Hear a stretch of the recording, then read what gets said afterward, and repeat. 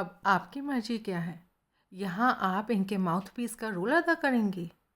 I will advise my client about her rights. खामोश रहना भी इनका अधिकार है। बाजरिया एडवोकेट बयान देना भी इनका अधिकार है। आप इन्हें इनके अधिकार के इस्तेमाल से रोकना चाहते हैं? नहीं तो पूछिए क्या पूछना है। मैं आपको आश्वासन देता हूँ कि ये आपके हर सवाल का सीधा, सच्चा और सही जवाब देंगी। तोता रटंत करेंगी, शातिर एडवोकेट की सिखाई ज़बान बोलेंगी। No, never. हमारे पास मैडम के खिलाफ पर्याप्त सबूत हैं। किस बात के? अपने खाविंद का कत्ल होने के या उसके कत्ल की साजिश में शामिल होने के। एक बात कहिए, कानूनन दोनों एक बात है, आपको मालूम होना चाहिए। ये बेगुनाह है। आपको क्या मालूम? क्योंकि मेरी क्लाइंट है। गुंजन शाह का क्लाइंट हमेशा बेगुनाह होता है। सारी जुडिशरीज इस बात को जानती हैं कि जो गुंजन शाह का क्लाइंट है वो बेगुनाह है। क्या कहने। अब बताइए, क्या है आपके पास मेरे क्लाइंट के खिलाफ? अभी अभी मैं 1 मिनट में हाजिर हुआ। पीछे नमिता और गुंजन शाह अकेले रह गए। इतनी देर लगा दी, वो शिकायत भरे लहजे से बोली। इतने लोगों से मिलना था, टाइम तो लगता है ना। सबसे मिल लिए? हाँ, आखिरकार। क्या जाना? अभी मालूम पड़ जाएगा। पहले तुम मेरी एक बात सुनो। मैंने एक ख़ास सवाल तुमसे कल रात भी पूछा था, अभी फिर पूछता हूँ। कोठारी और तुम्हारे बीच कुछ था? तुम्हारे लिए वो फैमिली फ्रेंड से ज़्यादा कुछ था? नहीं। पुलिस का इस बात पर काफ़ी ज़ोर होगा। तो मैं क्या कह सकती हूँ?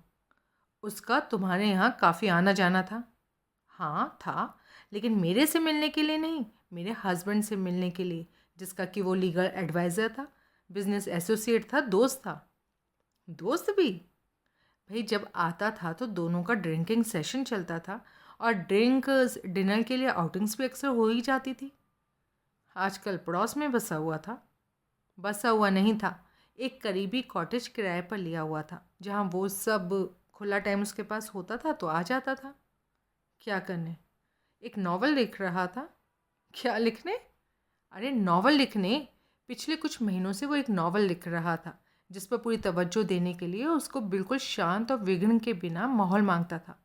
तो वो कभी कभी इधर कॉटेज में आकर अपने नॉवल को लिखने की लंबी शिफ्ट लगाता था। नॉवल? My foot. हंसी खेल है नॉवल लिखना। कैसा नॉवल लिख रहा बताता था? जासूसी। आधे से ज़्यादा तो लिख भी चुका था। नॉनसेंस। ये कोई स्टंट था उसका? कैसा स्टंट? अरे तुम्हारे करीब रहने का बहाना चाहिए होगा। खामखा। आज सुबह ही मुझे उसके करीबी कॉटेज में बसे होने की खबर लगी और कल तुमने इस बाबत साफ साफ कुछ नहीं कहा था। तभी मेरे जहन में ये आइडिया फ्लैश किया था कि उसका उम्र दराज खाविंद की हसीन तरीन बीवी से कोई चक्कर था। नहीं था। लिहाजा तुम अपने खाविंद से संतुष्ट हो? कोई शिकायत नहीं? हाँ। तुम दोनों में नॉर्मल रिलेशन थे? हाँ, जैसे कि आम मियाँ बीवी में होते हैं। शादी को मुश्किल से 3 साल हुए हों। हाँ। तो फिर कॉटेज में तुम्हारा बेडरूम अलग क्यों है? क्योंकि उन्हें मैसिव हार्ट अटैक होकर हटा था, जिसकी वजह से उन्हें कंप्लीट रेस्ट की ज़रूरत थी। कब हुआ था ऐसा? 1 साल पहले। उससे पहले भी एक अटैक आया, लेकिन वो सीरियस नहीं था। 1 साल से वो रेस्ट ही किए जा रहा था। अब मैं क्या बोलूँ? कुछ बतौर घर के मालिक उनकी ऐसी मर्जी, कुछ डॉक्टर की हिदायत। पुलिस को ये बात मालूम है? मेरे ख्याल से मालूम है, क्योंकि वो भी सेपरेट बेडरूम्स की वजह से बाबत सवाल कर ही रहे थे। और इसी बात को आगे खींचेंगे तो कोठारी से तुम्हारे अफेयर की बाबत सवाल करने लगेंगे। इशारों से तो कर ही रहे हैं। डॉक्टर कौन था तुम्हारे हस्बैंड का? आजकल डॉक्टर प्रफुल्ल सिंगला था, लेकिन शुक्रवार रात को कार एक्सीडेंट उसका हो गया। बच गया या मर गया? मर गया। और जिसकी लाश नहीं मिली थी, कार महिम की रिक से गिरी थी। हाँ, मैंने अखबार में उसके बाबत पढ़ा था। मैसिव हार्ट अटैक के वक्त भी वो पुणेकल का डॉक्टर था? नहीं, तब डॉक्टर देश पांडे नाम के कार्डियोलॉजिस्ट से ट्रीटमेंट चल रहा था। वो कहाँ पाया जाता है? वो तो प्रैक्टिस वाइंड अप करके कनाडा चला गया। जब यहाँ था तो कहाँ पाया जाता था? नमिता ने उसे बताया। अब लाख रुपए का सवाल। मोती जड़े बुंदे की क्या बात है? नमिता चौंकी। तुम्हें मालूम तो है ना तुम्हारे कीमती मोती जड़ा बुंदा गायब है? हाँ, लेकिन लेकिन आपको कैसे मालूम? मालूम हुआ किसी तरीके से। फिर भी पुलिस के घर में घात लगाई किसी ने बुंदे की बाबत भी बताया और बरामदी की जगह भी बाबत भी बताया। बरामदी की जगह? हाँ, कोठारी का कॉटेज, जिससे तुम्हारे कोई ऐसे वैसे ताल्लुकात नहीं, जिसके सोफे के कुशन के पीछे से बुंदा बरामद हुआ। अभी देखना पुलिस इसको कैसा रंग देती है। क्या जवाब दोगी? उसने बेचैनी से पहलू बदला। बुंदे में जब मोती बहुत बड़ा, बहुत कीमती, बहुत फ्लॉलेस बताया जाता है, इसलिए ये भी नहीं कहा जा सकता कि गैर शादीशुदा कोठारी किसी ऐसी वैसी लड़की को मुंबई में खूब मिलती हैं। पकड़ कर लाया था, सोफे पर हुई धींगा मुश्ती में बुंदा उसके कान से निकल गया था। वो बुंदा मेरा है, लेकिन मैं हैरान हूँ कि वहाँ कैसे पहुँच गया, और जहाँ से मिला आप बताते हैं? मैं सिर्फ एक बार उसके कॉटेज में गई थी, जबकि वो फ़ोन का जवाब नहीं दे रहा था, और मेरे हस्बैंड ने ही मुझे ये देखने के लिए वहाँ भेजा था कि कहीं वो कॉटेज में छुपा बैठा खामोशी से अपना नावल तो नहीं लिख रहा था। मुझे दरवाज़ा अनलॉक्ड मिला, इसलिए मैं भीतर सोफे पर जाकर बैठ गई कि अभी लौटता होगा। थोड़ा सा मैंने उसका वहाँ इंतज़ार किया और फिर लौट आई थी। वो बुंदा अगर मेरी वजह से वहाँ गिरा था तो तभी गिरा हो सकता है, वरना क्या? किसी ने चोरी किया और वहाँ प्लांट कर दिया। अच्छा आइडिया है। वजह बाद में सोचेंगे, लेकिन आइडिया अच्छा है। अब पहले हम ये सुनेंगे कि बुंदे के बारे में वो क्या कहते हैं, फिर उनके कहे से सचता हुआ कोई जवाब सोचेंगे। तभी एसएचओ नगर कर वापस लौटा। तब उसके साथ एसीपी पावटे भी था। हेलो वकील साहब, कैसे हैं? हेलो पावटे, मुझे नहीं मालूम था कि एसीपी बन गए हो। बधाई। Thank you. कब बने? हाल ही में 1 महीना हुआ। वर्दी की चमक बता रही है। जनाब, वर्दी तो वही है, सिर्फ सितारों की जगह तीमूर्ति लग गया है। तो फिर तुम्हारे चेहरे की चमक बता रही है।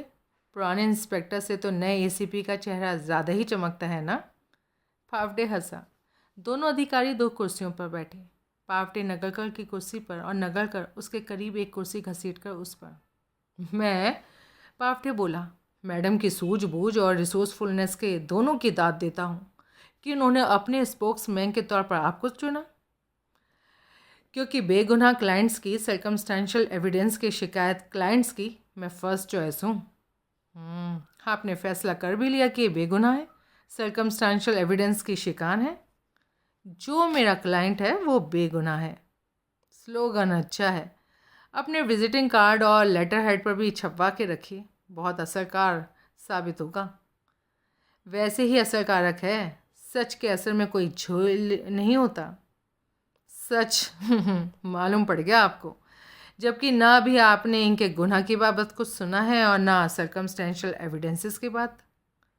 अब सुनूंगा ना, बोलिए, क्या चार्ज है मेरे क्लाइंट के खिलाफ?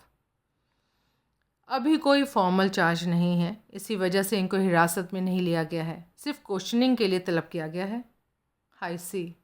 इसलिए हम समझते हैं कि आपका इनकी हिमायत के लिए थाने दौड़े चले आना गैर ज़रूरी था। गैर ज़रूरी नहीं था। मेरा यहाँ हाजिरी की वजह से ही आप एक कॉमन क्रिमिनल में और रिस्पेक्टेबल बिजनेसमैन की रिस्पेक्टेबल वाइफ में फ़र्क महसूस करेंगे।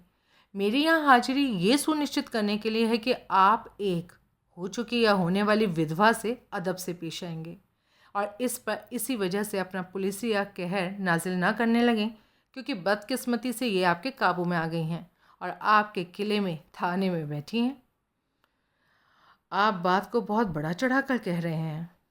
और नकल कर बोला, हमें बिल्कुल ही विलेन साबित करने की कोशिश कर रहे हैं। और जो बात पहले से साबित है उसे साबित करने की कोशिश भला मैं क्यों करूँगा? ये बात मैं भूल गया हूँ या आप भूल गए हैं कि पुलिस को गुंडों की ऑर्गेनाइज्ड जमात कहा गया है? नगरकर के चेहरे पर गहन आवेश के भाव आए। तत्काल पावटे ने निगाहों से उसे शांत किया। अब बोलिए, शाह दबंग आवाज़ में बोला, क्या केस है मेरे क्लाइंट के खिलाफ? यू हैव अ केस और you are on a fishing expedition? No sir, Pawte बोला, we already have a catch. बधाई। केस की हमारी धारणा ये है कि ये मर्डर और रॉबरी का केस है। सदानंद पुणेकर को लूटने के लिए उसका कत्ल किया गया था, या लूट चुकने के बाद हमेशा के लिए उसका मुंह बंद कर देने के लिए उसे मार डाला गया था। उसने एक उड़ती निगाह नमिता पर डाली और फिर बोला, हमारी आगे धारणा ये है कि इस कारस्तानी को एडवोकेट कपिल कोठारी और मकतूल की बीवी नमिता पुणेकर ने सामूहिक रूप से अंजाम दिया था। आगे आगे हमारी सोच ये कहती है कि इस इत्तवार की सुबह सदानंद पुणेकर अपनी मोटर बोट पर पहुंचने से पहले ही या तो मर चुका था या बेहोश था। इन लोगों के पड़ोस में बसी मिसेस रोटोलो नाम की एक गोवानी वृद्धा ने जब सुबह मुंह अंधेरे एक शख्स को कैनवस पर बड़ा सा बैग कंधे पर लाद दे कॉटेज के प्राइवेट बीच पर से चलते प्राइवेट पायर की ओर बढ़ते देखा था, और सहज ही उसे सदानंद पुणेकर समझ लिया था, क्योंकि उसका कद काठ मिलता था। सर पर पहनी नेवी वाली जैसी सफ़ेद पीक कैप मिलती थी। वो प्राइवेट बीच पुणेकर के कॉटेज का हिस्सा था और हर इतवार की सुबह मुंह अंधेरे फिशिंग के लिए वो ही निकलता था। हमारी धारणा ये है कि वो बैग इसलिए भारी था और कंधे पर लादा गया था क्योंकि उसमें लाश बनाम या बेहोशी की हालत में सदानंद पुणेकर बंद था, और उस बैग को जो शख्स अपने कंधे पर लादा था वो कपिल कोठारी था। पुणेकर की मोटर बोट को समुद्र में कोठारी लेकर गया, जहाँ की उसने लाश से पीछा छुड़ाया। बोट को लंगर पर नोडल पॉइंट पर, जो कि पुणेकर की फिशिंग के लिए पसंदीदा जगह थी, छोड़ा और तैरकर किनारे पर आ लगा, जहाँ से आगे वो चुपचाप अपने कॉटेज पर पहुँचा और जाकर यूं अपना टाइपराइटर पड़ोस की मिसेस रोटोलो को सुनाने के लिए खटखटाने लगा, जैसे कि वो सारी रात लगातार काम करता रहा था। उसने रुक कर नमिता की तरफ देखा। नमिता का मुंह खुला हुआ था और चेहरा फक था। हे भगवान, ये तो सब कुछ भाप गया, एन दुरुस्त भाप गया, कुछ नहीं छोड़ा। मैं तो गई काम से। कैसे कोठारी ने सोच लिया था कि हमारी करतूत को कोई नहीं भाप पाने वाला। Never mind my honey child, Shah आश्वासनपूर्ण ढंग से नमिता से संबोधित हुआ। ये पुलिस के आम हथकंडे हैं। पहले कफन फाड़ते हैं, फिर उसके नाम का मुर्दा ढूंढते हैं। ये लोग कहानी सुना रहे हैं, तुम सुनो। कहानी सुनने में क्या हर्ज है। बड़ी मुश्किल से नमिता ने अपने आप पर काबू पाया। मैं आगे बढ़ूं?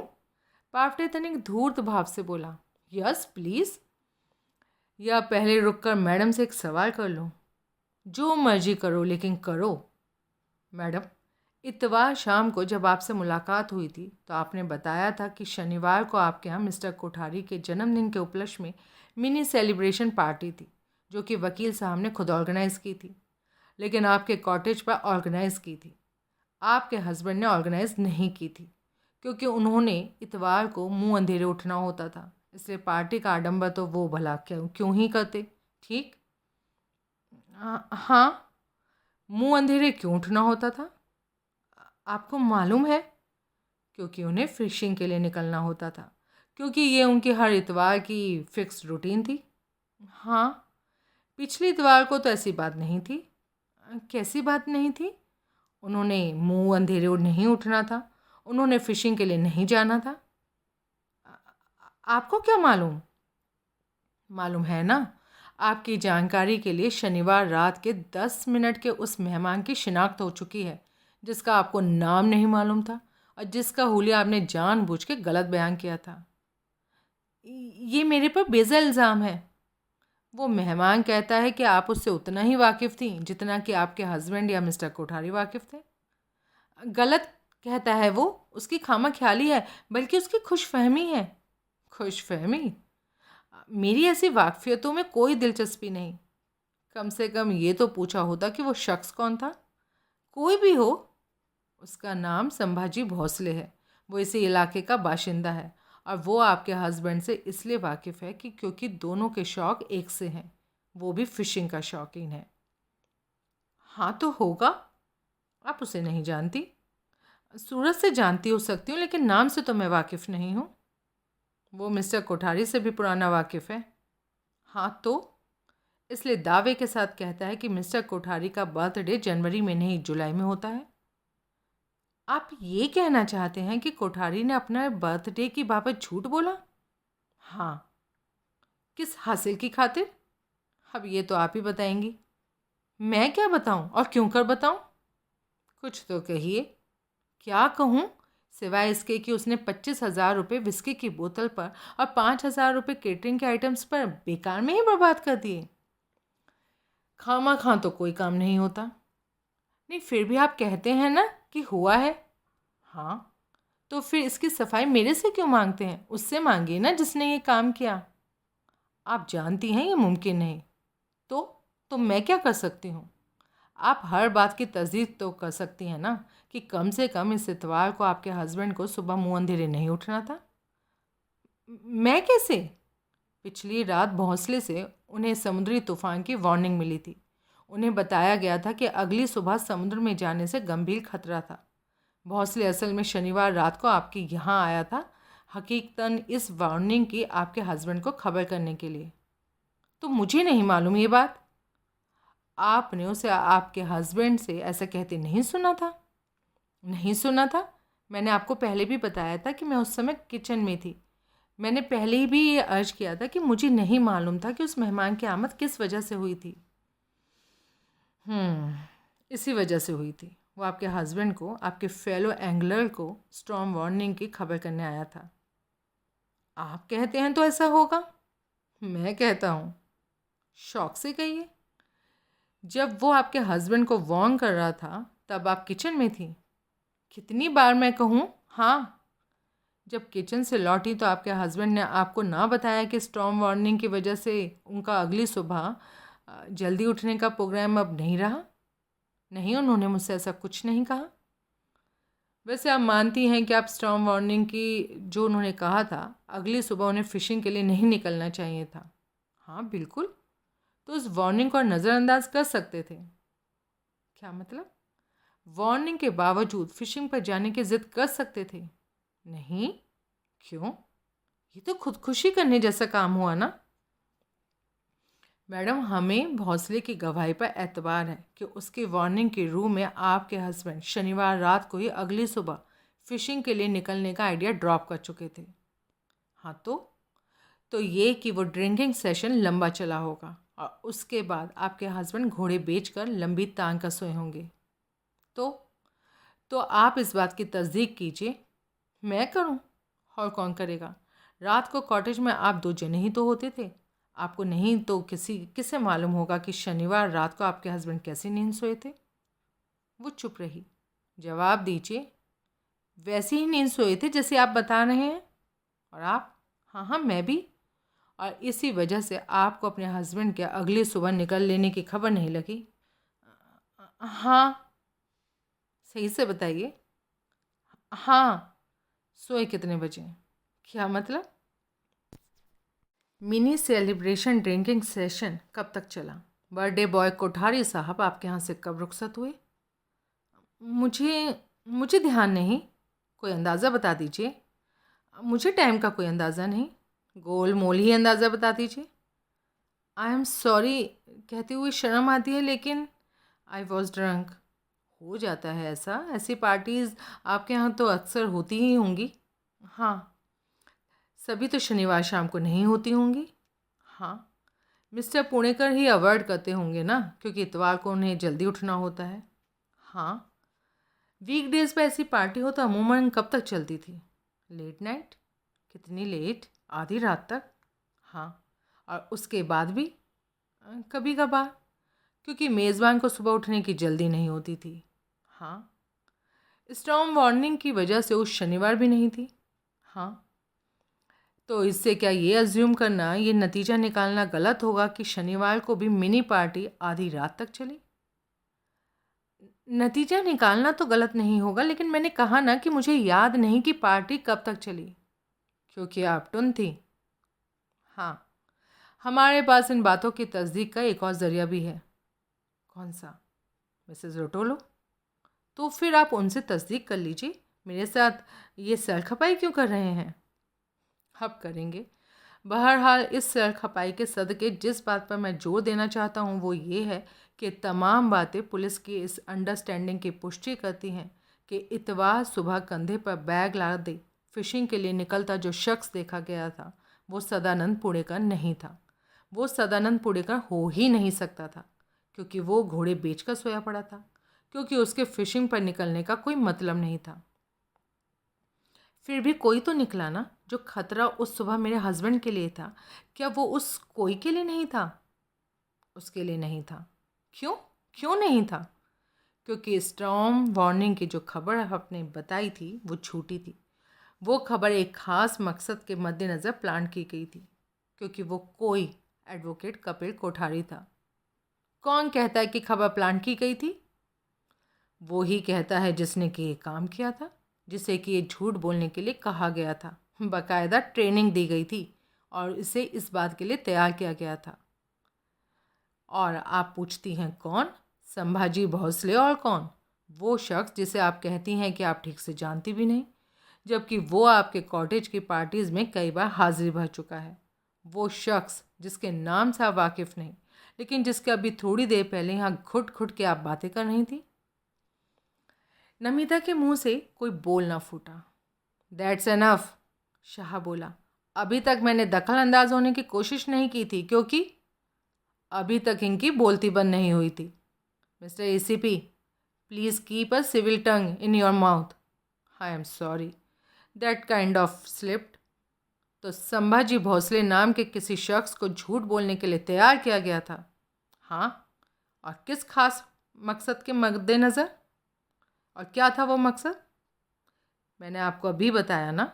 स्टॉर्म वार्निंग की वजह से इतवार सुबह का प्रोग्राम टल गया जानकर पुणे का छक के पीता और मुदी से शर्त लगा के सोता, और यूं उसे खबर ना लगती कि उसकी उस हालत में उसके साथ क्या बीती।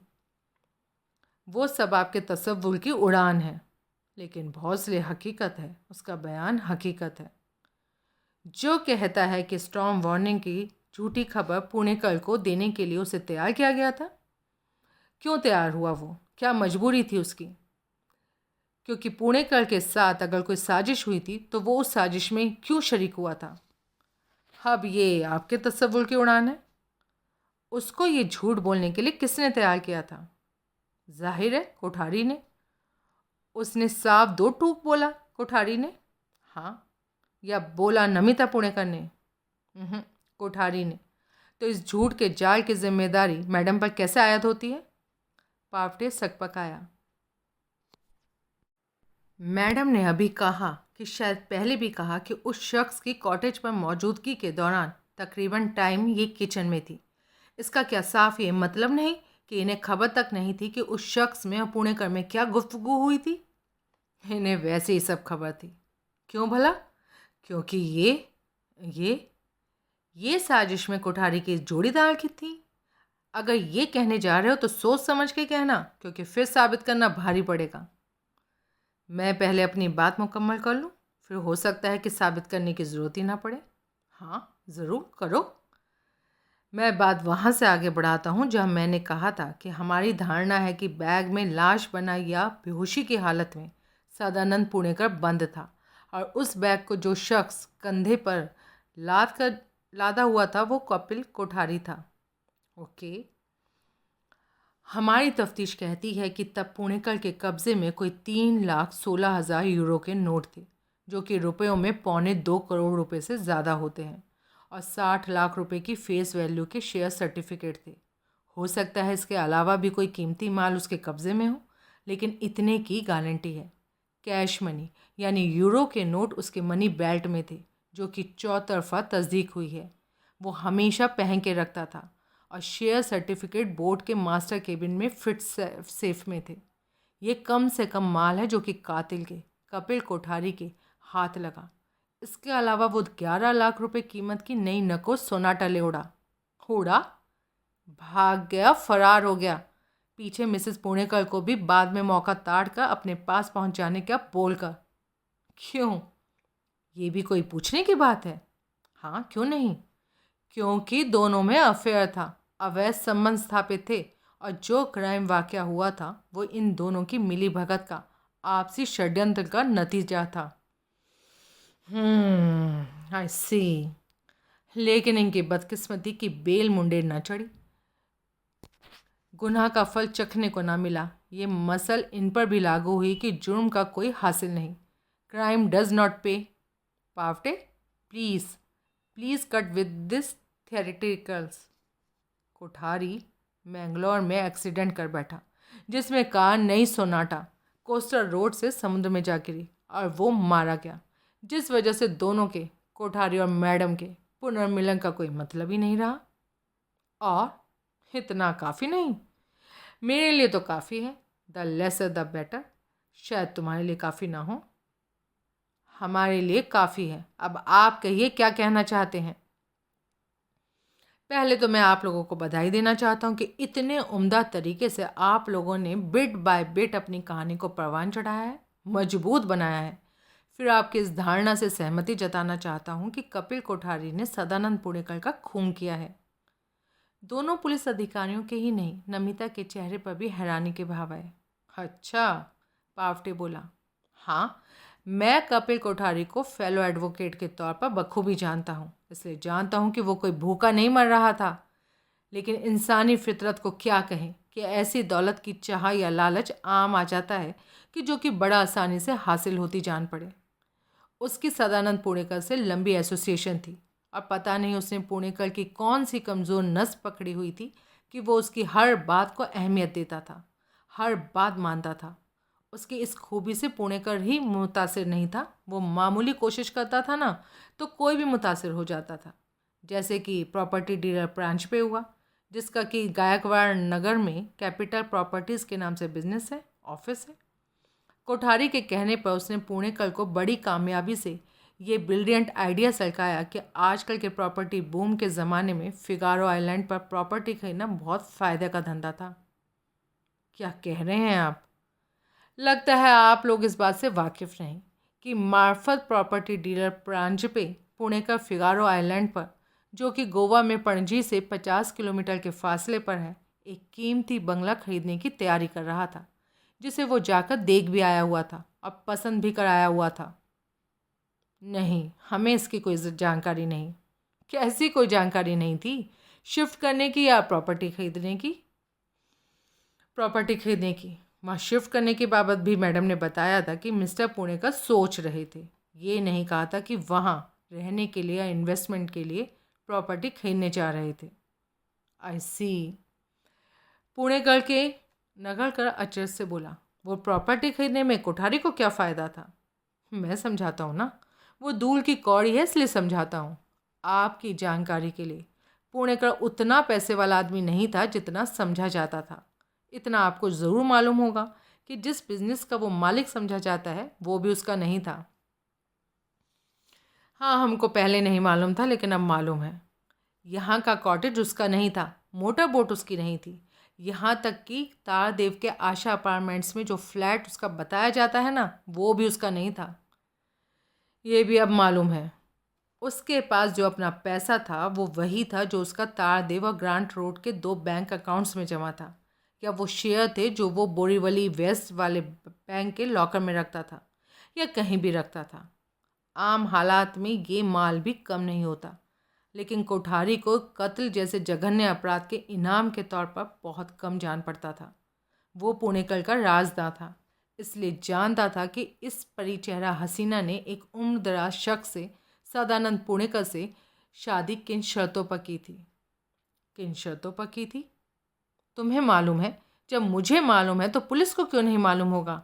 बैंक में जाके पूछताछ तो करनी थी ना। जवाब दीजिए। बीवी के नाम 5 करोड़ की एफडी, जो कि तोड़ा ही ना जा सके, जिसको पुणेकर छू भी नहीं सकता, ये थी शादी की शर्त। वो रकम एक ही सूरत में वापस पुणेकर को मिल सकती थी कि बीवी अपनी मर्जी से उसे तलाक दे देती। जैसा करने की नमिता की कोई मर्जी होती, मर्जी का कोई सवाल ही पैदा नहीं होता था। लेकिन कोठारी की सुझाई तिगड़म से पुणेकर ने वो एफडी तोड़ा ली थी और 1,05,00,000 रुपए के करीब के कंपाउंडेड ब्याज पर काबिज हो गया था। कैसे तोड़ा ली? बोल दिया कि बीवी मर गई, उसकी मौत का शमशान घाट से जारी हुआ नकली मृत्यु प्रमाण पत्र जमा करा दिया। हो, क्या हो, तुम लोगों को ये बात मालूम है? तुम्हें यकीनी तौर पर मालूम है कि police union bank grant road से एफडी की बाबत सब दरियाफ्त कर चुकी है? आगे बढ़िए। बहरहाल इम्पॉर्टेंट बात ये नहीं कि एफडी पर काबिज होने के लिए पुणेकर ने क्या तिगड़म की। इम्पॉर्टेंट बात ये है कि कोठारी की चाल के तहत एक ऐसी बड़ी रकम पुणेकल के कब्जे में आ गई जो कि नहीं आ सकती थी। अब अगर पुणेकल को लूटने के लिए उसका कत्ल किया जाता तो मूल हासिल में वो 6 करोड़ के ऊपर की रकम भी शामिल होती। बैंक में होती तो कैसे लौट जाती? नहीं होती ना। बाकी रकमें भी उसने कहाँ बैंक में छोड़ी जो वो इस इतनी बड़ी रकम को छोड़ता। पुणेकर तमाम रुपया बैंक से निकलवा लेता। ये चाल भी तो कोठारी ने चली। क्या किया उसने? बिग बॉस को टिप दे दी कि पुणेकर के मन में बेईमानी आ गई थी। वो कंपनी का माल सरका रहा था। पुणेकर ने हीट महसूस की तो सबसे पहले उसने कंपनी के ओमेगा इंटरनेशनल के अकाउंट में 5 करोड़ रुपया जमा करा दिया, जिसकी कि कोठारी को कतई उम्मीद नहीं थी। लेकिन पुणेकर, जो कि खुद अंडरवर्ल्ड का आदमी था, कोठारी से कहीं बेहतर जानता था कि वो ओमेगा का रुपया लेकर भागता तो बिग बॉस उसकी ऐसी सुपारी लगाता कि भाई लोग खल्लास कर देने के लिए उसे पताल से भी खुद निकालते। रुपया जमा कर देने से उसकी सुपारी ना लगती, इसलिए कोई गारंटी नहीं थी, लेकिन रुपया ना जमा करने के मुकाबले में फिर भी गारंटी थी। पुणेकर की इस मूव से कोठारी की खीर में मक्खी तो पड़ी, लेकिन मक्खी वाली खीर निकाल देने के बाद पीछे जो खीर बची, ब्याज का 1 करोड़ 5 लाख रुपया, वो भी कम नहीं था। कोठारी की शातिर हरकतों से कत्ल के बाद हाथ आने वाले माल में 1 करोड़ 5 लाख रुपए का इजाफा फिर भी हो गया था। लेकिन शाह साहब, जब आप मानते हैं कि कत्ल मैडम और कोठारी की कॉमन वेंचर था, तो ये बातें मैडम को नहीं मालूम थी? कुछ मालूम थी और कुछ इत्तेफाक से मालूम हो गई थी और कुछ नहीं मालूम थी। सब क्यों नहीं मालूम थी? क्योंकि कोठारी ऐसा नहीं चाहता था। वो क्यों नहीं चाहता था? क्योंकि वो पहले से ही मैडम को धोखा देने का मन बनाए बैठा था। हाँ, कमाल है। और वो धोखा दे चुका है। तमाम माल पानी के साथ वारदात की सुबह ही चंपत हो गया। एक्सीडेंट में मारा ना गया होता तो मैडम को उसकी कभी खबर नहीं लगती, ढूंढे नहीं मिलता। मैडम की उस शख्स की करतूतों में बस सिर्फ इतना हामी थी कि उसे ये मालूम था कि कोठारी पुणेकर को ख़त्म करने की फिराक में था। और वो हामी इसलिए थी क्योंकि पुणेकर की मौत की सूरत में एफडी का 5 करोड़ रुपया अप टू डेट ब्याज की रकम इसे मिलती। और तो ये खुद कोठारी के षड्यंत्र के शिकार हैं। किसी के कत्ल की मंशा की खबर हो तो इस बाबत खामोश रहना भी तो एक अपराध है। आप तो कानून के ज्ञाता हैं, बाखूबी जानते हैं। इन्होंने इतना क्राइम नहीं किया है और क्राइम में कोई मदद भी नहीं की है। की तो बताइए क्या मदद की? और जहाँ तक क्राइम की जानकारी का सवाल है, इन्होंने कोठारी की नशे में भी की बातें ही सुनी थी। कभी यकीन नहीं किया था कि नशे में जो कुछ वो कहता था उसे कर भी गुजरने वाला था। आपने तो मैडम और कोठारी के बीच में मैं उजली और तू काला वाला क्वेश्चन खड़ा कर दिया है। जो हकीकत है मैं उसे बयान कर रहा हूँ। हकीकत नहीं है, कहानी है, जिसका ताना बाना आपने निहायत खूबसूरती से बुना है वकील साहब। अच्छा, ऐसा? हाँ, अब आप वो सुनिए कि मैडम के खिलाफ हमारे पास क्या है। फिर शायद आप स्टोरी को रिवाइज करना चाहें या उससे किनारा करना चाहें। आपके पास जो कुछ भी होगा कोठारी की करतूत को अंडरलाइन करने वाला होगा, उसका मैडम से रिश्ता जोड़ने वाला कुछ नहीं होगा। आप बेजान दारू वाला को शर्मिंदा कर रहे हैं। भविष्य में इतनी दूर तक, इतनी निश्चित रूप से तो वो भी नहीं झाँक सकता है। मैं भविष्य दृष्टा नहीं हूँ, शाह उखड़े स्वर में बोला। लेकिन बनने की कोशिश तो आप बराबर कर रहे हैं। तुम जो कहना चाहते हो वो कहो। मिस्टर शाह, ये कोर्ट नहीं है, यहाँ कुछ रिकॉर्ड नहीं किया जा रहा। इसलिए इतना मैं कबूल करता हूँ कि जो कुछ हमारे पास है वो एक निगाह में कोठारी के खिलाफ ही जान पड़ता है। Thank you. लेकिन ये कबूल नहीं करता कि मैडम का इससे कोई रिश्ता नहीं। अब कुछ कहोगे भी या नहीं? पहले तो कार की बात है, जिसकी बाबत मैडम कहती हैं कि उसे कोठारी पुणेकर की इजाज़त से, बल्कि ज़िद से लेकर गया। लेकिन हमारा एतबार इस बात पर है कि चुपचाप बिना बताए लेकर गया। अच्छा, चुरा कर ले गया? हाँ। और फ़ायदा? दो हैं। एक तो जहाँ जाना था वहाँ स्टाइल से पहुँच गया, नई कार की वजह से जल्दी पहुँच गया। दूसरे 11 लाख की नई नको शोरूम कंडीशन में कार चोर बाज़ार में भी बिकती तो आधी कीमत में ही बिकती। मुझे इस बात से इत्तेफाक तो नहीं, लेकिन खैर, आगे पावटे ने उसे बोट की रेलिंग पर लगे खून के सूखे धब्बे की बाबत बताया। खून? शाह संभल कर बैठा। ऐसा कोई जिक्र तो मेरे सामने किसी ने नहीं किया था। नमिता का दिल जोर से उछला। उसे करना चाहिए था। उसके दिल से आवाज़ आई, धब्बे का नहीं, लेकिन बोर्ड पर खून के वजूद का बराबर करना चाहिए था, क्योंकि कोठारी ने अपनी डाक से आई चिट्ठी में लिखा था कि बोर्ड पर सदा एकाएक होश में आ गया था और उस पर हमला कर बैठा था, जिसमें सदा ने उसकी नाक तोड़ने में कसर नहीं छोड़ी थी। ज़रूर नाक से टपका खून ही रेलिंग पर गिरा था। उस धब्बे के बाबत हमारा नतीजा ये है कि वो कपिल कोठारी का खून था। पुणेकर के मारे जाने से पहले बोर्ड पर दोनों में हाथापाई हुई थी, जिसकी वजह से कोठारी को कहीं चोट लगी थी और रेलिंग पर वो खून टपका था। आपको कैसे मालूम कि खून कोठारी का था? रेलिंग पर टपका खून ओ टाइप का था। कोठारी के ऑफिस में उसके रिसेप्शनिस्ट से हमें मालूम हुआ कि एक बार ब्लड डोनर के तौर पर उसने खुद को रजिस्टर कराया था। उसने एक ही बार ब्लड डोनेट किया था, जबकि उसे एक कार्ड मिला था जिस पर उसका ब्लड ग्रुप दर्ज था।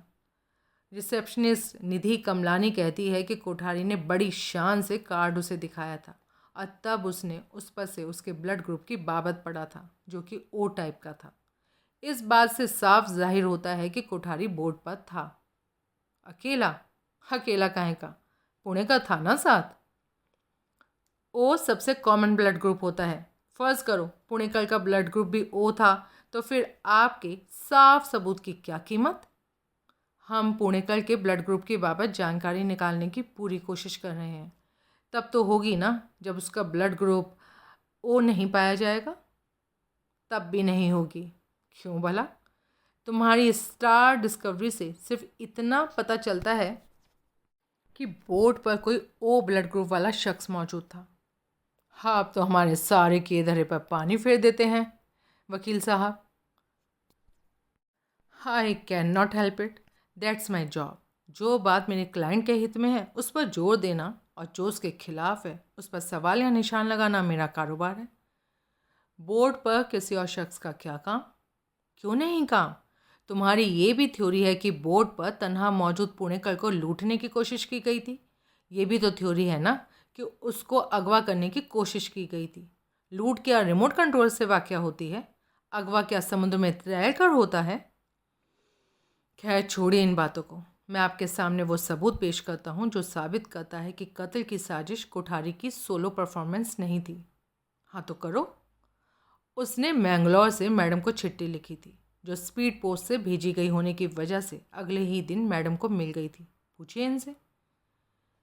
पाफ ने नमिता की ओर घूमा। झूठ नहीं बोलना मैडम, क्योंकि स्पीड पोस्ट का डाकिया इस बात का गवाह है। चिट्ठी पर भेजने वाले का नाम दर्ज था? नमिता के कुछ कहने से पहले ही शाह बोला। नहीं, लेकिन ये दर्ज था कि चिट्ठी मैंगलोर से भेजी गई थी। डाकिये ने मैंगलोर के जीपीओ का उस पर लगा स्टिकर साफ देखा था। आपकी जानकारी के लिए स्पीड पोस्ट का डाकिया अलग होता है और उसके पास इस इलाके की कोई 150 चिट्ठियाँ नहीं थी। सच पूछें तो स्पीड पोस्ट की वो आखिरी चिट्ठी थी जो उसने मैडम को डिलीवर की थी। फिर भी ये कैसे साबित हो गया कि लिखने वाला कोठारी था? ये कहे नहीं था। मैं इनकी बात कबूल कर लूँगा। फिर इनसे सवाल करूँगा कि चिट्ठी लिखने वाला कोठारी नहीं था तो कौन था? कौन वो शख्स था जो मैंगलोर में इन्हें जानता था और जिसकी स्पीड पोस्ट से भेजी चिट्ठी परसों सोमवार इन्हें मिली थी? नाम लें उस शख्स का, पता बोलें, बल्कि चिट्ठी ही दिखाएं। कोई कुछ नहीं बोला। आप कहते हैं कि कोठारी ने मैडम को डबल क्रॉस किया। ज़रा खामोश रहिए और मुझे बोलने दीजिए। मैं आप वाली बात पर भी आ रहा हूँ। या इन्हें पता ही ना लगने दिया कि उसकी असल मंशा क्या थी? ओके नाउ, कत्ल के बाद, माल हाथ आने के बाद वो चुपचाप खिसक गया, तो उसने इन्हें चिट्ठी क्यों लिखी? चुपचाप खिसकने के अपने मिशन को खुद ही क्यों बीट कर लिया? है कोई जवाब इनके पास या आपके पास? चलो, शाह दयानतदारी से बोला। तुम्हारी खातिर मैं मान लेता हूँ कि मैंगलोर से वो चिट्ठी नमिता को कोठारी ने भेजी थी। नमिता के चेहरे पर हैरानी के भाव आए। दोनों पुलिस अधिकारी भी सकपकाए। हाँ मान लेते हैं, पावटे बोला। मैं तस्दीक करता हूँ कि उस चिट्ठी के वजूद की, क्योंकि मेरे क्लाइंट ने खुद मुझे उस चिट्ठी की बाबत बताया था।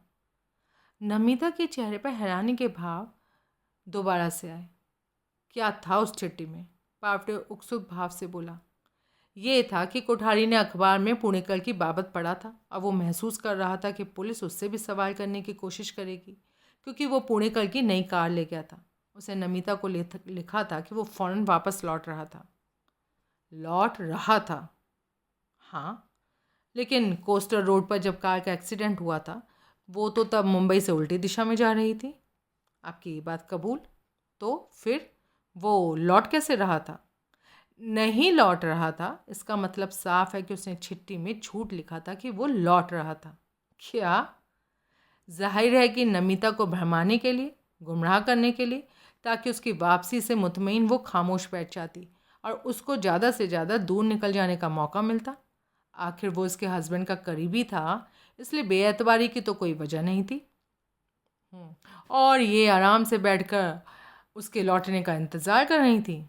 हाँ, क्योंकि उसने चिट्ठी में ऐसा लिखा था। हाँ, वो फ़ौरन लौट रहा था।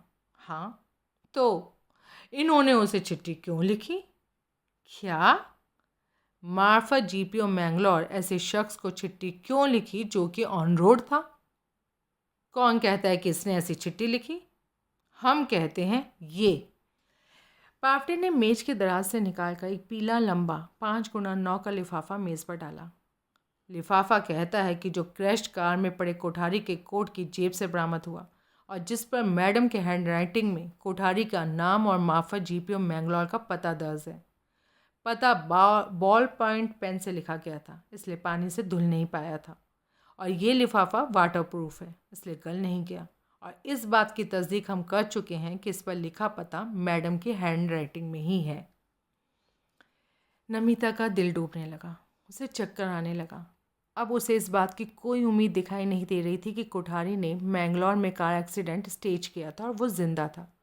वो एक्सीडेंट स्टेज करने के लिए कार में कोट छोड़ना और उसमें शनाख्ती निशान, क्रेडिट कार्ड, ड्राइविंग लाइसेंस वगैरह छोड़ना ज़रूरी था, लेकिन उसकी चिट्ठी कोट में छोड़ना गैर ज़रूरी ही नहीं था, बेवकूफ़ी था।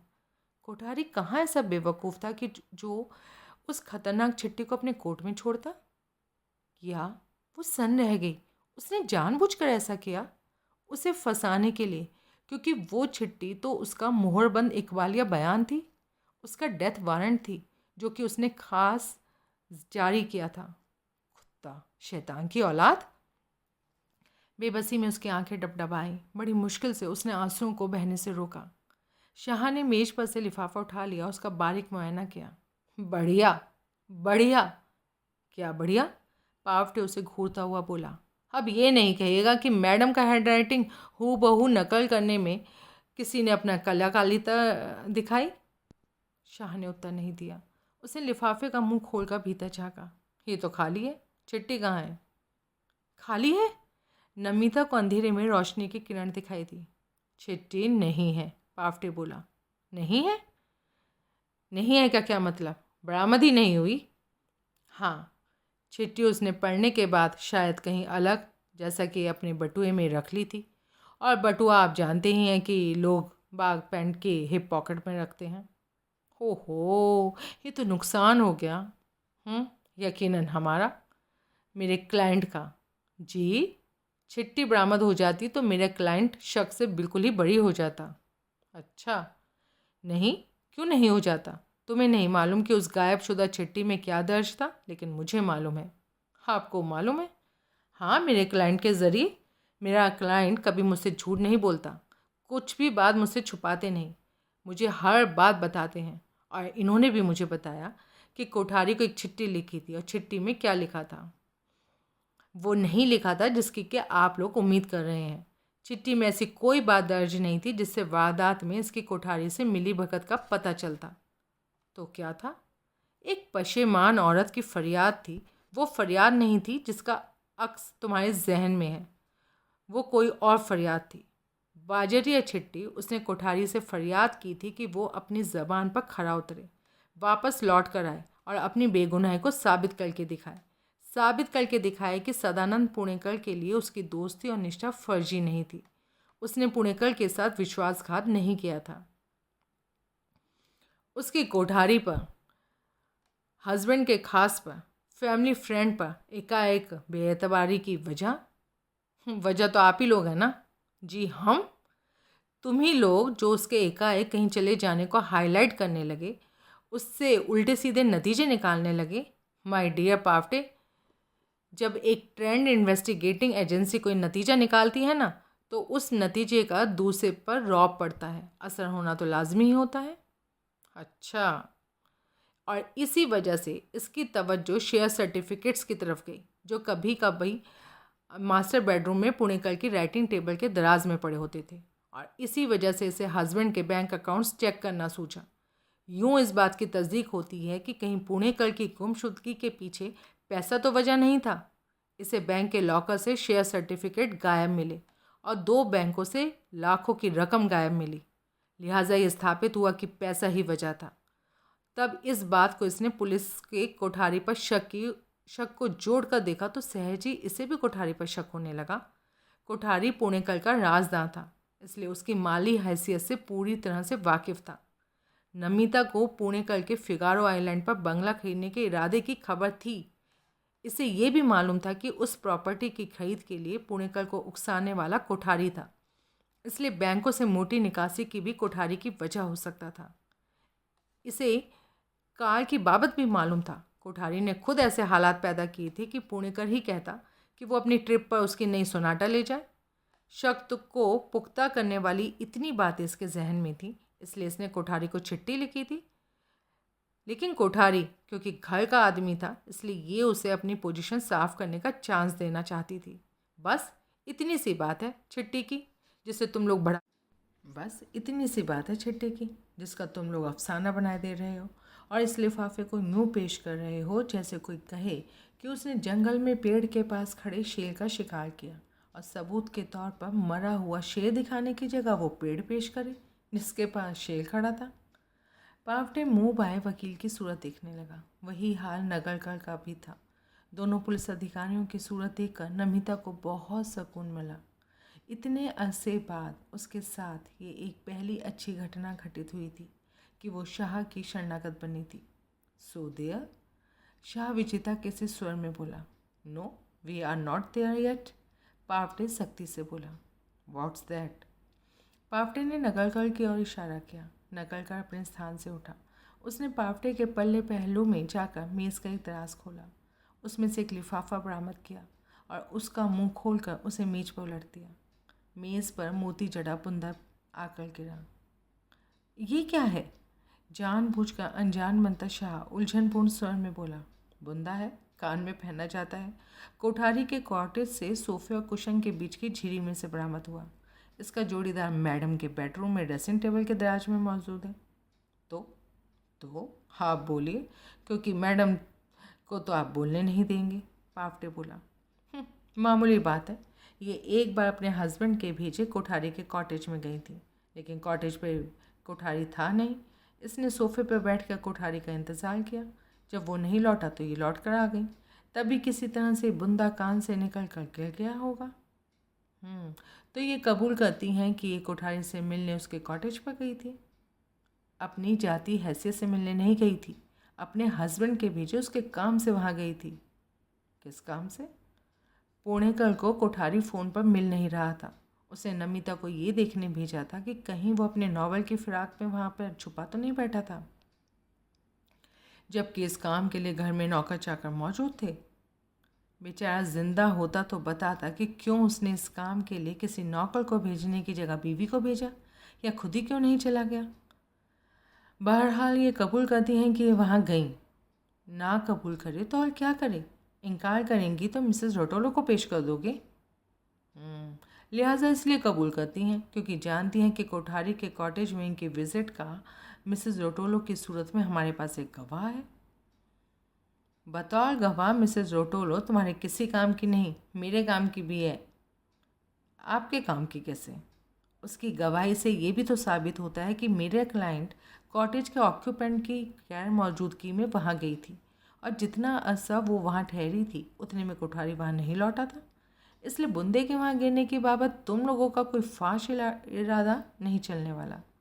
महज बूंदे की बरामदी से तुम लोग ना उस कॉटेज को इसका और कोठारी का लव नेस्ट साबित कर सकते हो और ना ही इन दोनों ने पुणेकर की कत्ल की साजिश वहाँ पर रची थी, क्योंकि मैं ये क्लेम कर सकता हूँ कि ये बुंदा पुलिस ने वहाँ प्लांट किया था। क्या? जी हाँ, प्लांट किया था। बस कह दिया ये फला जगह से बरामद हुआ था। ये क्या कह रहे हैं आप? वही जो तुम सुन रहे हो। SHO साहब, जरा इधर मेरी तरफ देखना। नगरकर ने हड़बड़ा कर वकील की ओर देखा। मिसेस पुणेकर की गैर हाजिरी में तुम कॉटेज पर गए तो गए, कॉटेज की पहली मंजिल पर कैसे पहुंच गए? और वहां भी पहुंच गए तो बेडरूम में क्यों घुसे? वहां तलाशी क्यों लेने लग गए, जिसके तहत तुमने ड्रेसिंग टेबल का दराज खोला और वहां 2 बूंदे पड़े देखे? 2? नगरकर हड़बड़ाया। यह आइटम पेयर में ही होती है। जब भगवान ने 2 कान दिए हैं तो बूंदे भी तो 2 होंगे ना, जिनमें से एक तुम उठा कर ले आए और दावा कर रहे हो कि वो कोठारी के कॉटेज से बरामद हुआ। नगरकर भौचक्का सा उसका मुंह देखने लगा।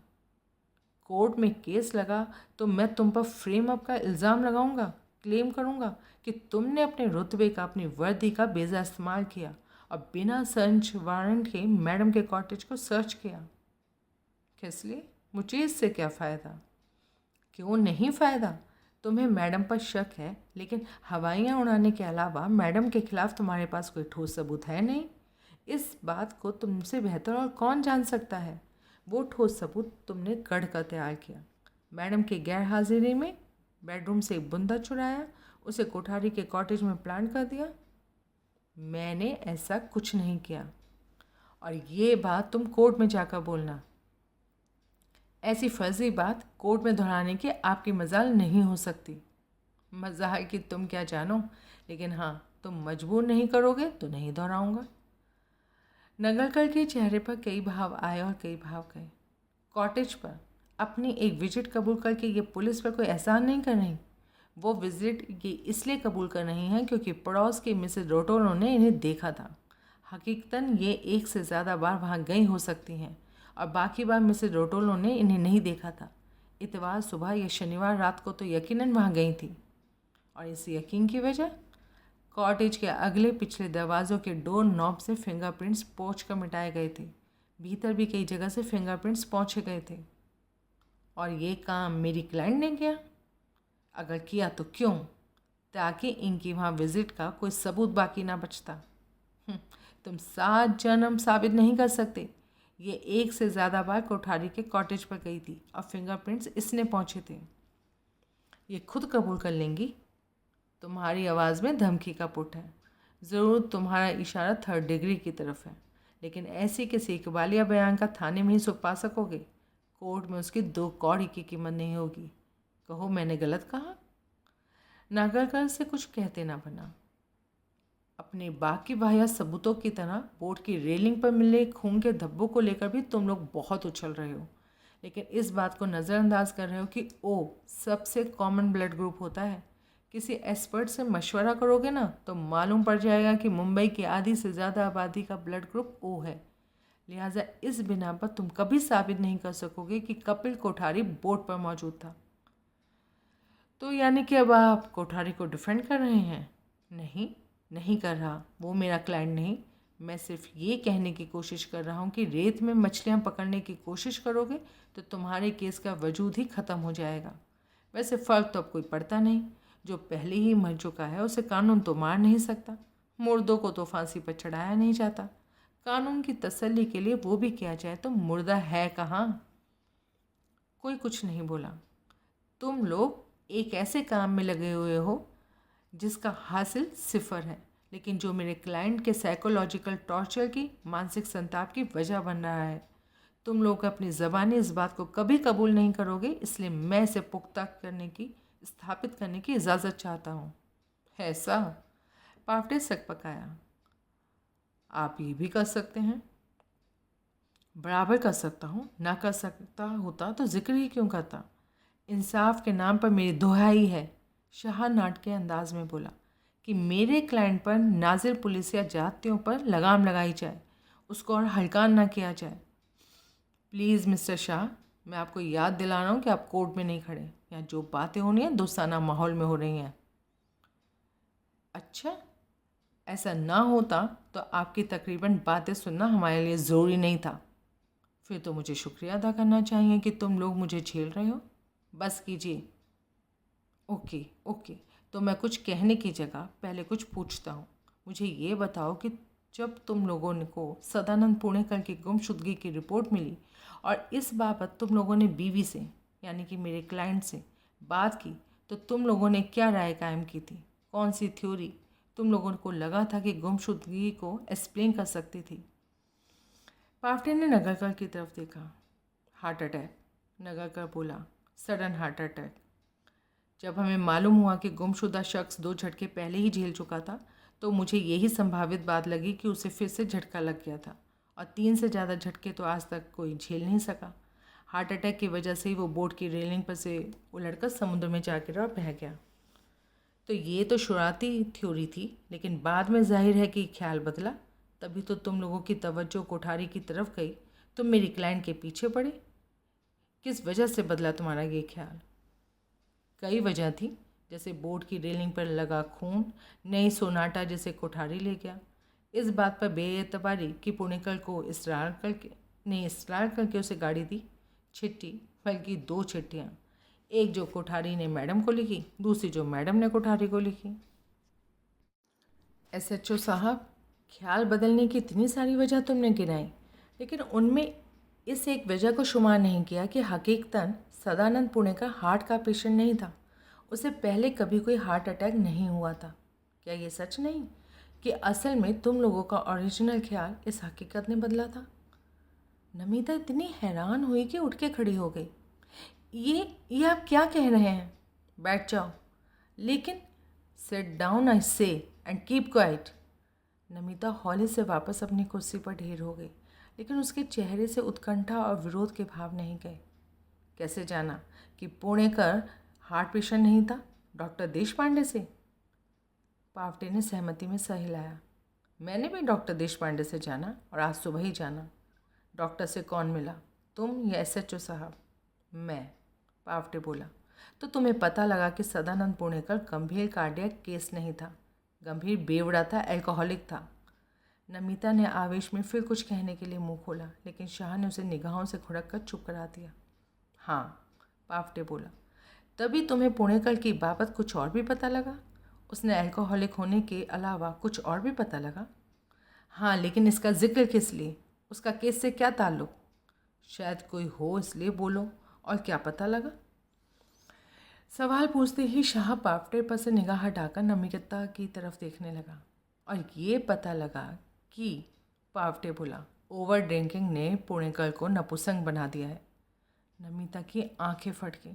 उसका मुंह खुले का खुला रह गया। He was important? शाह तब भी निगाहों से नमिता को खामोश रहने की चेतावनी देता बोला। हाँ, क्या ये सच नहीं कि इस रहस्योद्घाटन के बाद भी तुम लोगों की तवज्जो कपिल कोठारी की तरफ गई थी, और तुम्हें ये सूझा था कि कोठारी नमिता का यार था, दोनों का अफेयर था? सूझा था, और साथ में हमने इस बात को भी जोड़ा था कि हस्बैंड उम्र दराज था, बीवी जवान थी।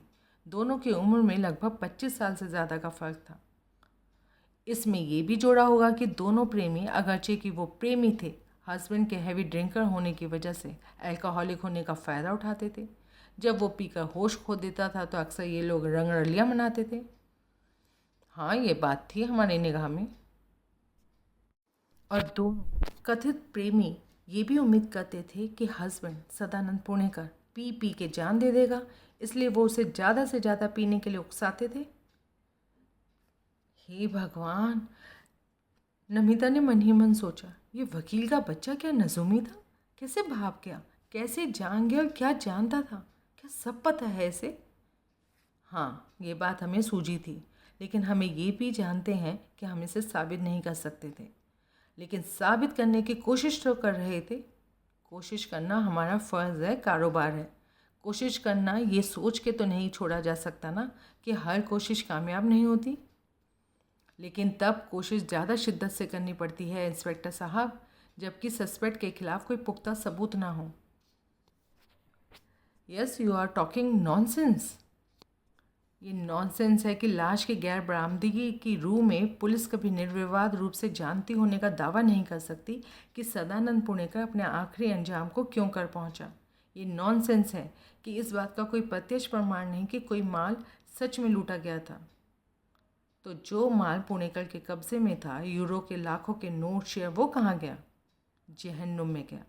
कोई अपनी मिल्कियत किसी चीज़ को एक जगह से उठाए और दूसरी नामालूम जगह पर रख दे तो इसका मतलब चोरी हो गया, लूट हो गया। पावटे से जवाब देते ना बना। तुम्हारी थ्योरी से मैच करता एक ही सस्पेक्ट तुम्हारे पास है, कपिल कोठारी, और जो वो मर चुका है। तो कानूनन तुम्हारे हाथ क्या है? साजिश का शिकार गायब है। उसकी नोटों और शेयरों की सूरत में अचल संपत्ति, वो भी गायब है। एक मर्डर सस्पेक्ट गायब है। इन हालात में ऐसी किसी कोशिश का क्या मतलब जिसका कोई हासिल मुमकिन ही नहीं? थाना खोल के बैठे हो, सारा साल एक ही केस होगा तुम्हारे पास फॉलो करने के लिए। पब्लिक तुम्हारी तनख्वाह भरती है, वो टैक्स देती है तो तुम्हें तनख्वाह मिलती है। तुम पब्लिक का पैसा यूं उजाड़ोगे, कोशिश भजते ऐसे केस को हल करने में लगे रहोगे जिसका कोई वजूद नहीं है। जब केस नहीं है तो हल कहाँ से होगा? बहुत अच्छा लेक्चर दिया आपने, पावटे बोला। हमें ये बात भी समझाती कि क्यों हम जनता के सेवक कहलाते हैं, क्योंकि जनता हमारी तनख्वाह भरती है, इसलिए हमारी असल एम्प्लॉयर है। अब ये बताइए कि इतना कुछ कहने के पीछे आपकी मंशा क्या है? कि मेरे क्लाइंट का पीछा छोड़ो, अपने इंस्पेक्टर को हिदायत जारी करो कि वो इसे हल्काएं करना छोड़े। नगरकर के चेहरे पर क्रोध के भाव आए। पावटे ने उसे निगाहों से शांत करने की कोशिश की, लेकिन इस बार नगरकर ने उसे निगाहें न मिलाई।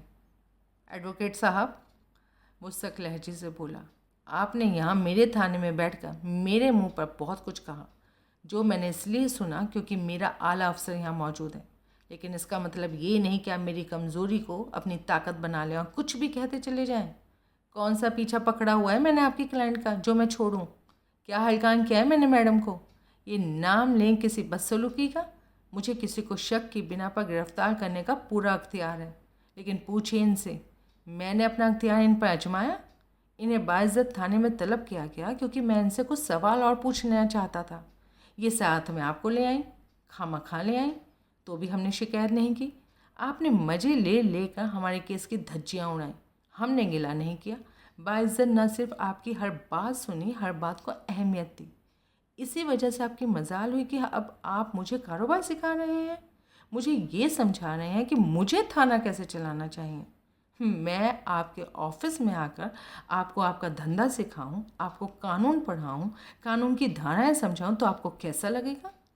आप बड़े वकील हैं ना, तो मुझे छोटा साबित करने के लिए कुछ भी करेंगे, मेरे सर पर नाचेंगे। Are you God? No, you are not. You are not even Jesus Christ. Pawte Nagarkar को उबाल पर मन ही मन खुश हो रहा था। उसने उसे तब तक न टोका जब तक उसे ये ना लगा कि उसने जो कहना था कह चुका। Nagarkar, control yourself. तब वो बोला, हमने जो पूछना था वो इनसे तो ना पूछ सके, लेकिन आपकी ज़बानी अपने सवालों के जवाब हमें मिल गए। इससे फ़िलहाल हमारी मैडम में कोई दिलचस्पी नहीं। ये जा सकते हैं, लेकिन आप मुझे हूल देंगे, ताकत बताएंगे तो ये यही रहेंगी। कैसे रोकोगे? आप देखना कैसे रोकूंगा, आप छुड़ा के दिखाइएगा।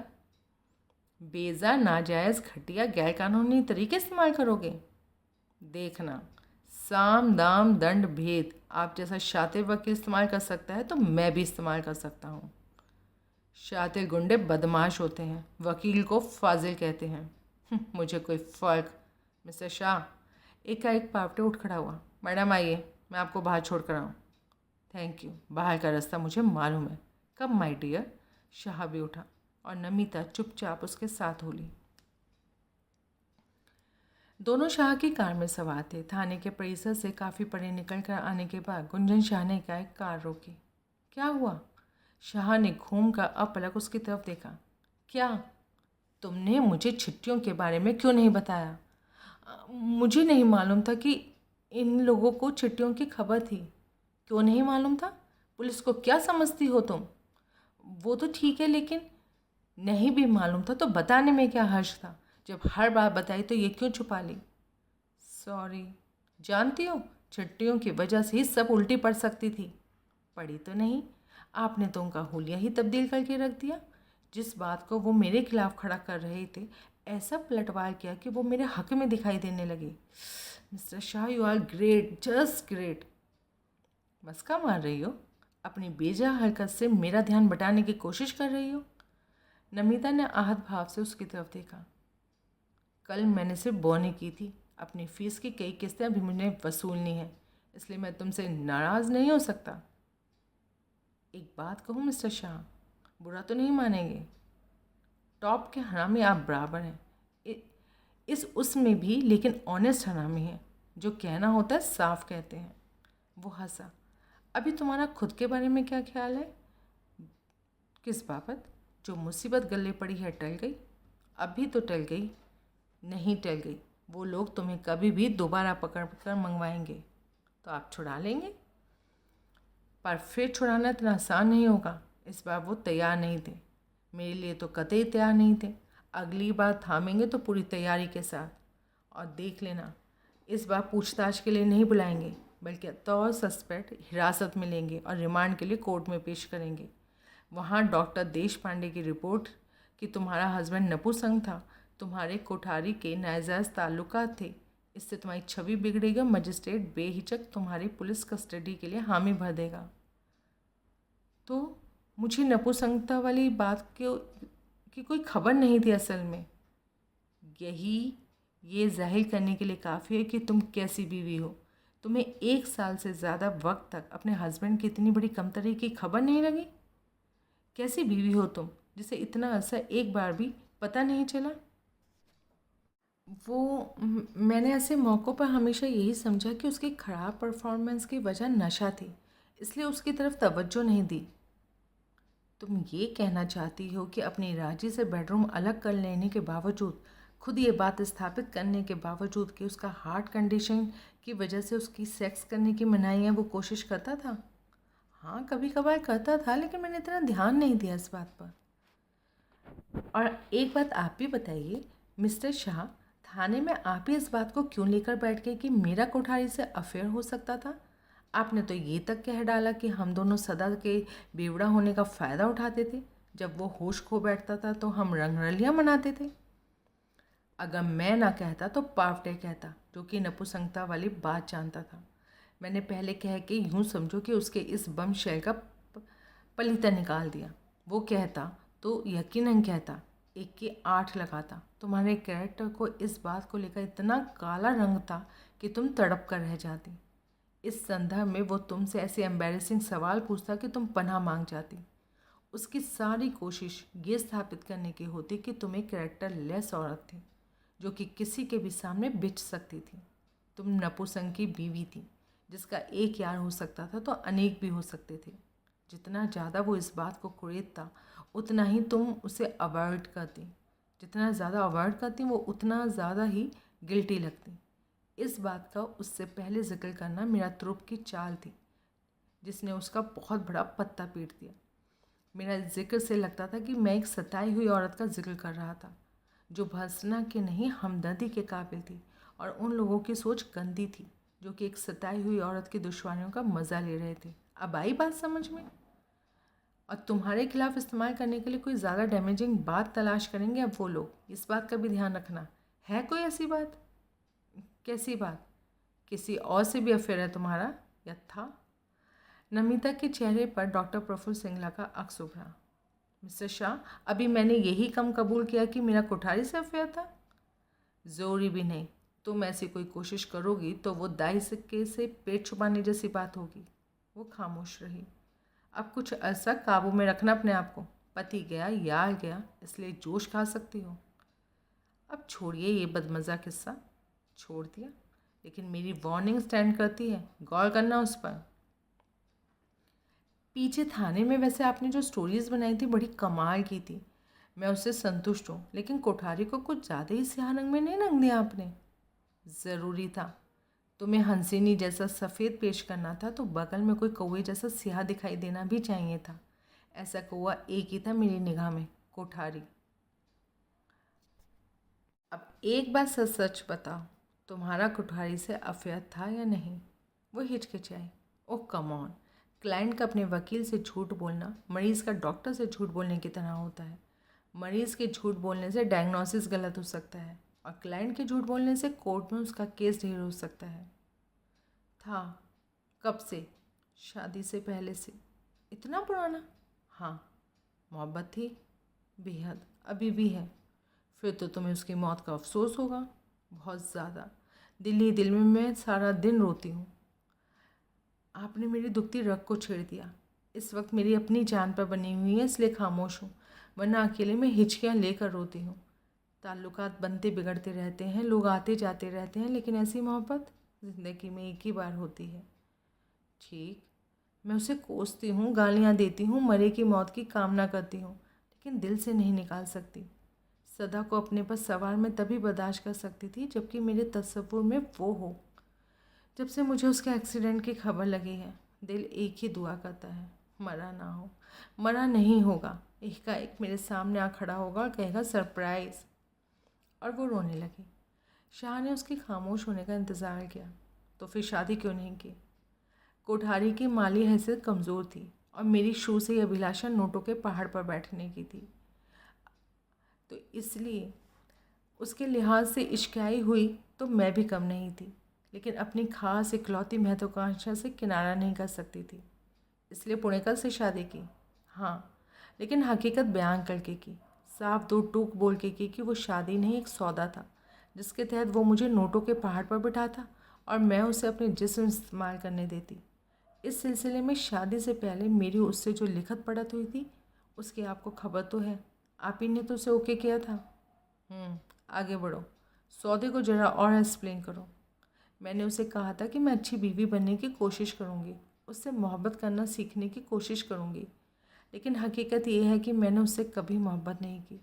उसके हुक्म पर, उसकी फरमाइश पर मैंने उससे सेक्स किया। ये उसके लिए परमानेंट था, मेरे लिए ड्यूटी थी। जैसे हस्बैंड के लिए चाय बनाकर लाने की होती है, उसके कपड़े निकालने की होती है, उसके मेहमानों के लिए परफेक्ट हॉस्टेस बनने की होती है, वैसे तुम्हारी साफ कोई की दाद देता हूँ। उसे तुम्हारे ख्यालात की खबर थी? इस बात की खबर थी कि मुझे उससे कोई मोहब्बत नहीं थी, लेकिन इस बात की खबर नहीं थी, कम से कम मैं तो ऐसा समझती हूँ, कि मेरा कोठारी से अफेयर था। खबर होती तो वो कोठारी की लाश का पता न लगने देता। शक तो होगा, शक भी क्या ही होगा, लेकिन मेरे ख्याल से शक भी नहीं था, क्योंकि होता तो कोई बड़ा कदम वो कोठारी के खिलाफ भले ही ना उठाता। ऐसे हालात जरूर पैदा कर देता कि वो मेरे करीब भी ना फटक पाता। मसलन पहले तो उसके साथ उसका जो कारोबारी रिश्ता था उसे ख़त्म कर देता, फिर घर पर बुलाना बंद कर देता, फिर हो सकता है मेरे पर भी कोई विजिल बिठा देता। और कुछ नहीं तो कॉटेज पर हम दोनों के एक्सक्लूसिव बैठक के दौरान बेहोशी की हद तक पीना तो यकीनन बंद कर देता, जिसके बाद कि हम दोनों की वहीं बन जाती थी। हाँ, मतलब पड़ोस की मिसेस रोटोलियो की इस बाबत गवाही तुम्हारे लिए प्रॉब्लम बन सकती है। मुझे यकीन है आप कोई ऐसी सूरत निकाल लेंगे कि प्रॉब्लम ना बने। तमाम सूरतें मैं ही निकालूंगा? और कौन निकालेगा? फीस भी तो आप ही वसूलते हैं ना। वैसे तुम्हारी बात का बुरा नहीं माना मैंने। तुम्हारी गाली दुधारू गाय की लात की तरह है, दूध पीना है तो लात खानी पड़ती है। कितनी औरतों का मान मर्दन कर चुके हो? हालिया या कुल जमा? क्या? आई मीन रिसेंटली या टोटली? नमिता ने हैरानी से उसकी तरफ देखा। वो शान से हंसा, फिर संजीदा हुआ। लगता है किसी औरत के पहलू में ही मरोगे। ऐसी ख्वाहिश तो है सही, क्योंकि मैं तो जब पैदा हुआ था तो एक औरत के पहलू में था। लानत। वो हंसा, फिर उसने इंजन स्टार्ट किया।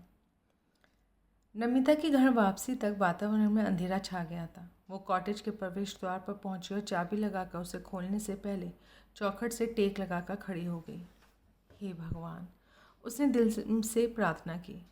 मैंने कपिल के खिलाफ जो वाही तवाही बकी, उसकी मैं दिल से माफ़ी चाहती हूँ। प्रभु, बिछड़ा यार मिला दो, मेरा रोम रोम तुम्हें दुआएं देगा। कपिल, तुम्हारी तमाम खताएं माफ़ हैं। लौट आओ प्लीज़, लौट आओ।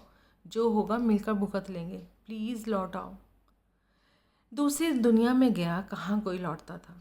उसने एक गहरी सांस ली, चौखट का सहारा छोड़ा और बिल्ट इन लॉक में चाबी घुमाकर ताला खोला। उसने दरवाजे को धक्का दिया और भीतर कदम रखा। ड्राइंग रूम के टेरेस की ओर के ग्लास डोर्स का एक पर्दा तनिक सरका हुआ था, जिसकी वजह से थोड़ी बहुत रोशनी बाहर बाकी थी। वो भीतर प्रतिबिंबित हो रही थी। उस रोशनी में उसे वहाँ किसी की मौजूदगी का एहसास हुआ। उसने आंखें फाड़ कर सामने देखा तो पाया कि एक सोफे पर कोई बैठा हुआ था। कपिल! हे भगवान, इतनी जल्दी उसकी दुआ कबूल हो गई। बगुले की तरह वो ड्राइंग रूम के भीतर दाखिल हुई और उसकी तरफ लपकी। तभी एक झटकी आवाज़ हुई और सोफे के पहलू में साइड टेबल पर रखा लैंप जल उठा। वो थमक कर खड़ी हो गई। कैसी हो मेरी जान? सोफे पर से उठता हुआ सदानंद पुड़ेकर बोला। उसे जवाब हासिल नहीं हुआ। नमिता पहले ही होश खोकर धराशायी हो चुकी थी। नमिता को जब होश आया तो उसने अपने आप को सोफे पर लेटा पाया। उसका मुंह गीला था और ठोड़ी के नीचे एक हैंड टॉवल पड़ा था। कोई उसकी हथेलियां मसल रहा था। उसने आंखें खोली और सर उठाकर सामने देखने की कोशिश की, लेकिन सिर ही ना उठा पाई। किसी ने उसका सर उठाकर उसके पीछे कुशन पर रखा मुंह पर पानी का छींटा डाला। Relax, relax. बहुत दूर से आती आवाज़ उसे सुनाई दी। तब उसे याद आने लगा कि क्यों वो उस हालत में पहुंची थी। वो एक झटके से उठकर बैठी। उसने अपनी टांगें यूं समेटी कि घुटने ठोड़ी में आ लगे। उसकी आंखें फ्रकनी की तरह कटोरियों में घूमी। ड्राइंग रूम में अब कई बत्तियां जल रही थीं, जिनकी वजह से वहाँ खूब रोशनी थी। उसे वो बार पर उसकी तरफ पीठ किए खड़ा दिखाई दिया। जब वो घूमा तो उसके हाथ में ड्रिंक का गिलास था। ले, ब्रांडी है, तबीयत ठीक हो जाएगी। उसे करीब आकर गिलास थमाता हुआ वो बोला। डरते, सहमते, सकुचाते नमिता ने उसके चेहरे पर निगाह डाली। सदा, साक्षात, जिसकी खोपड़ी पर उसने फूलदान का भरपूर वार किया था, जिसे कोठारी ने मार कर लाश समुद्र में बहा दी थी। वो उसके सामने खड़ा बड़े आश्वासनपूर्ण भाव से यूं मुस्कुरा रहा था जैसे कुछ हुआ ही नहीं था। कांपते हाथों से उसने गिलास थामा। मुंह पोंछ ले, तुझे होश में लाने के लिए पानी के छींटे मारे थे। खाली हाथ से उसने हैंड टॉवल काबू में किया और सप्रयास मुंह पहुंचा। उसने गिलास में से एक घूंट भरा तो ब्रांडी उसके गले से पेट तक लकीर खींचती चली गई। उसने कुछ बोलने की कोशिश की, लेकिन मुंह से आवाज़ नहीं निकली। रिलैक्स? क्या?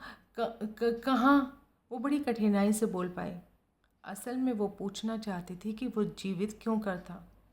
हौसला रख, सब मालूम पड़ जाएगा। हौसला रखूं? कैसे हौसला रखूं? उसके दिल से आवाज़ निकली। मुझे तो सामने खड़ा जल्लाद दिखाई दे रहा है जो अभी मुर्गी की तरह मेरी गर्दन मरोड़ देगा। था तो सदा ही, कोई बहरूपिया तो नहीं था। कैसे हो सकता है ये? बिना फिर उसे मुंह लगाए उसने गिलास साइड टेबल पर रख दिया। वो एक कुर्सी सोफे के करीब घसीट कर उसके सामने बैठ गया। अब बता, कैसा लग रहा है? वो क्या बताती, कैसे बताती कि उसके खौफ से उसके प्राण निकले जा रहे थे। डरने की कोई ज़रूरत नहीं, मैं तेरे को टपकाने का कोई इरादा नहीं रखता। वो खामोश रही। और मैं चाहूँ तो बड़े आराम से ऐसा कर सकता। कोई नहीं बोलेगा कि तेरे को मैंने खल्लास किया, क्योंकि मैं तो है ही नहीं, मैं तो मर चुका। क्या हुआ? तेरा मतलब है मरा क्यों नहीं? क्या? चाल नहीं चली, साजिश कामयाब नहीं हुई, क्योंकि मेरे को सब खबर थी। सब खबर थी? मैं 4 दिन गैर हाजिर रहा, इतने में तू तोती बन गई। उसने जोर से थूक निकली। तू समझ रही होगी तेरे यार से कोताही हुई। उसने अपना काम ठीक से नहीं किया। मेरे मर चुका होने की तस्दीक किए बिना मेरे को समुद्र में फेंक दिया। क्या? उसने बेचैनी से पहलू बदला। ऐसा नहीं था, मैं साला उसके काबू में किधर आया? क्या? मेरे को सब मालूम। तेरा कोठारी से चक्कर, ये गारंटी होते ही मेरे को सब मालूम। अब तू सोच रही होगी कि गारंटी कैसे? बोलता हूँ ना, गारंटी इत्तेफाक से हुई। एक रात को जब मैं ऊपर बेडरूम में एकाएक जाग गया, तब मेरे को नहीं मालूम था कि मेरे टुन होने के बाद कोठारी मेरे को ऊपर पहुंचाता था। क्यों जाग गया? क्योंकि साला जो तकिया मेरी मुंडी के नीचे होने का था ना, वो मुंह के ऊपर आ गया और उसकी वजह से मेरी सांस रुकने लगी। मैं उठ कर बैठा, फिर खड़ा हुआ, फिर सोचा टेरेस पे जाके ठंडी हवा खाने का था। मैं ऊपर सीढ़ियों के दाहिने पर पहुंचा तो मेरे को नीचे यहाँ से आती तेरी और कोठारी की आवाज़ें सुनाई दी। मेरे को नहीं मालूम था कि सेक्स करते वक्त तेरे को गालियाँ बकना पसंद। मेरे साथ तो कभी तू ऐसे पेश नहीं आई। नमिता अपने आप में सुकड़ गई। अनजाने में उसने गिलास फिर उठा लिया। हौसले की बात है, खसम की ऐन नाक के नीचे गैर मर्द की सवारी करती है। नमिता की उस घड़ी पेश चलती तो वो ब्रांडी में ही डूब जाती। उस वक्त मैंने बेगैरत औरत का गैरतमंद खाविंद बनने का दिखाया और वापस जाके सो रहा, वरना मेरे लिए तुम दोनों को उधरीच खलास कर देना क्या कोई बड़ी बात थी। सुबह जब मैं सो के उठा तो मुझे लगा रहा था कि हकीकतन कुछ नहीं हुआ था। मैंने रात को सपना देखा। वो सपना था या हकीकत, इस बात की तस्दीक के लिए अगली रात मैंने बहाना हमेशा जितनी पीने का ही किया, लेकिन असल में कम पी। और तब मैंने जाना कि तुम दोनों ऐन मेरी नाक के नीचे क्या करते हो। उसके बाद और भी कई बार मैंने तुम दोनों पर जताया कि मैं ढेर पी रहा था, लेकिन विस्की कभी रेलिंग के पार बहा दी या पास के गमले में डाल दी। पी मैंने बराबर, लेकिन तुम लोगों को 8 पैग पीता दिखाई दिया तो 2 पिए, और यूं मैंने तुम दोनों को गुत्थम गुत्था कई बार देखा। नमिता के गले की घंटी जोर से उछली। पहले मेरा इरादा तुम लोगों के पीछे प्राइवेट डिटेक्टिव लगाने का बना था, ताकि मुझे मालूम हो पाता कि तुम दोनों यहाँ महज मौके का फ़ायदा उठाते थे या तुम्हारा रेगुलर अफेयर था। लेकिन फिर सोचा क्या फ़ायदा, मुंह एक बार काला हो जाए तो कालक पोतने से और काला तो नहीं हो सकता। प्राइवेट डिटेक्टिव तेरे बद अखलाक़ी के सबूत जुटाता तो तेरे को तलाक देने के अलावा वो मेरे किस काम आते। लेकिन तलाक से तो तेरी चांदी हो जाती। 5 करोड़ की जो रकम तेरे हाथ आती, जो कभी नहीं आती, वो आ जाती। नहीं। नमिता कोई उत्तर ना दे सकी। फिर एक रात मैंने तुम लोगों में अपने कत्ल का जिक्र सुना। वो ऐसी चौंकाने वाली बात थी कि उस रोज़ मैं बाहरी सीढ़ियाँ उतरकर कॉटेज से बाहर गया, घेरा काट कर फ्रंट में पहुँचा, अपनी चाबी से मेन डोर खोलकर भीतर आया और एक पर्दे के पीछे छुपकर तुम लोगों को सुना। तब ये बात मेरी समझ में आई कि विस्की से मेरी जान जाती ना जाती, और विस्की से मेरी जान नहीं जा रही थी और तेरे सब्र का प्याला भरता जा रहा था और तू मेरे कत्ल के अपने यार की साजिश की हामी बनने लगी थी। तब मैंने तेरे को वो झटका देने का फैसला किया जो मुझे मालूम है, तेरे यार को मालूम है कि तू नहीं झेल सकती थी। पैसा नमिता के मुंह से अपने आप ही निकला। हाँ, मैंने तेरा सबसे बड़ा सपना 5 करोड़ की एफडी तोड़ दिया, बैंकों से सारा पैसा निकाल लिया, सारे शेयर काबू में करके लॉकर खाली कर दिया, दोनों कार बेच दी, तेरे मत्थे 11 लाख की अनपेड कार थोप दी और तुझे फिगारो आइलैंड की कीमती बंगले की कहानी परोस दी। कैसी रही? नमिता के मुंह से बोलना फूटा। गिलास खाली कर, मैं तेरे लिए और ड्रिंक बनाता हूँ। आप नहीं? पीऊँगा ना, इत्मीनान से पीऊँगा, तेरे साथ किस लिए? अब मेरा तेरा क्या साझा हो सकता है? तू तो मेरी विधवा है। विधवा? हा हा। एक बात और बता दो, वो फुसफुसाई। कोठारी मर गया? मर गया ना, अखबार में नहीं पढ़ा? तुम्हारे हाथों? लंबी कहानी है, मुझे कहने दे, फिर बीच में कहीं उसका भी जिक्र आएगा। नहीं? हाँ। अब शनिवार रात की सुन। इसमें कोई शक नहीं कि तुम दोनों ने साजिश बहुत उम्दा रची थी। कोठारी ने मेरे कत्ल का प्लान बहुत बढ़िया बनाया था, लेकिन वो नहीं जानता था कि वो प्लान उसने अपने इस्तेमाल के लिए नहीं, मेरे इस्तेमाल के लिए बनाया था। कत्ल की सजी सजाई योजना उसने मुझे थाली में परोसी थी और मैंने, उसने नहीं, उस पर अमल किया था। नमिता के मुंह से सिसकारी निकली।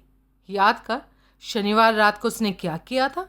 मुझे टुन होकर होश खो बैठा जानकर हमेशा की तरह मुझे उठाकर उसने ऊपर बेडरूम में पहुंचाया था, लेकिन हमेशा की तरह तेरा भोग लगाने के लिए नीचे यहाँ नहीं रुका था।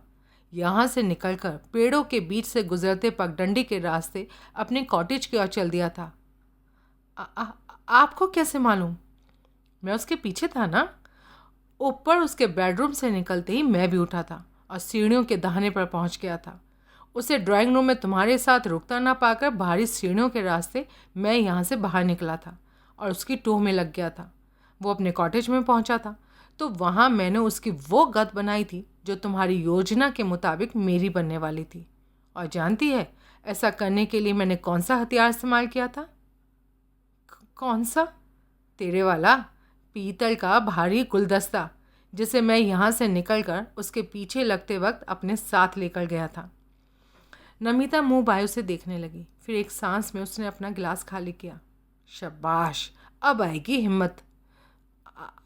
आप मेरा मजाक उड़ा रहे हैं? और क्या कर रहा हूँ? इस वक्त तू और किसके काबिल है? हे भगवान, उसने अपने सूखे होठों पर जबान फेरी।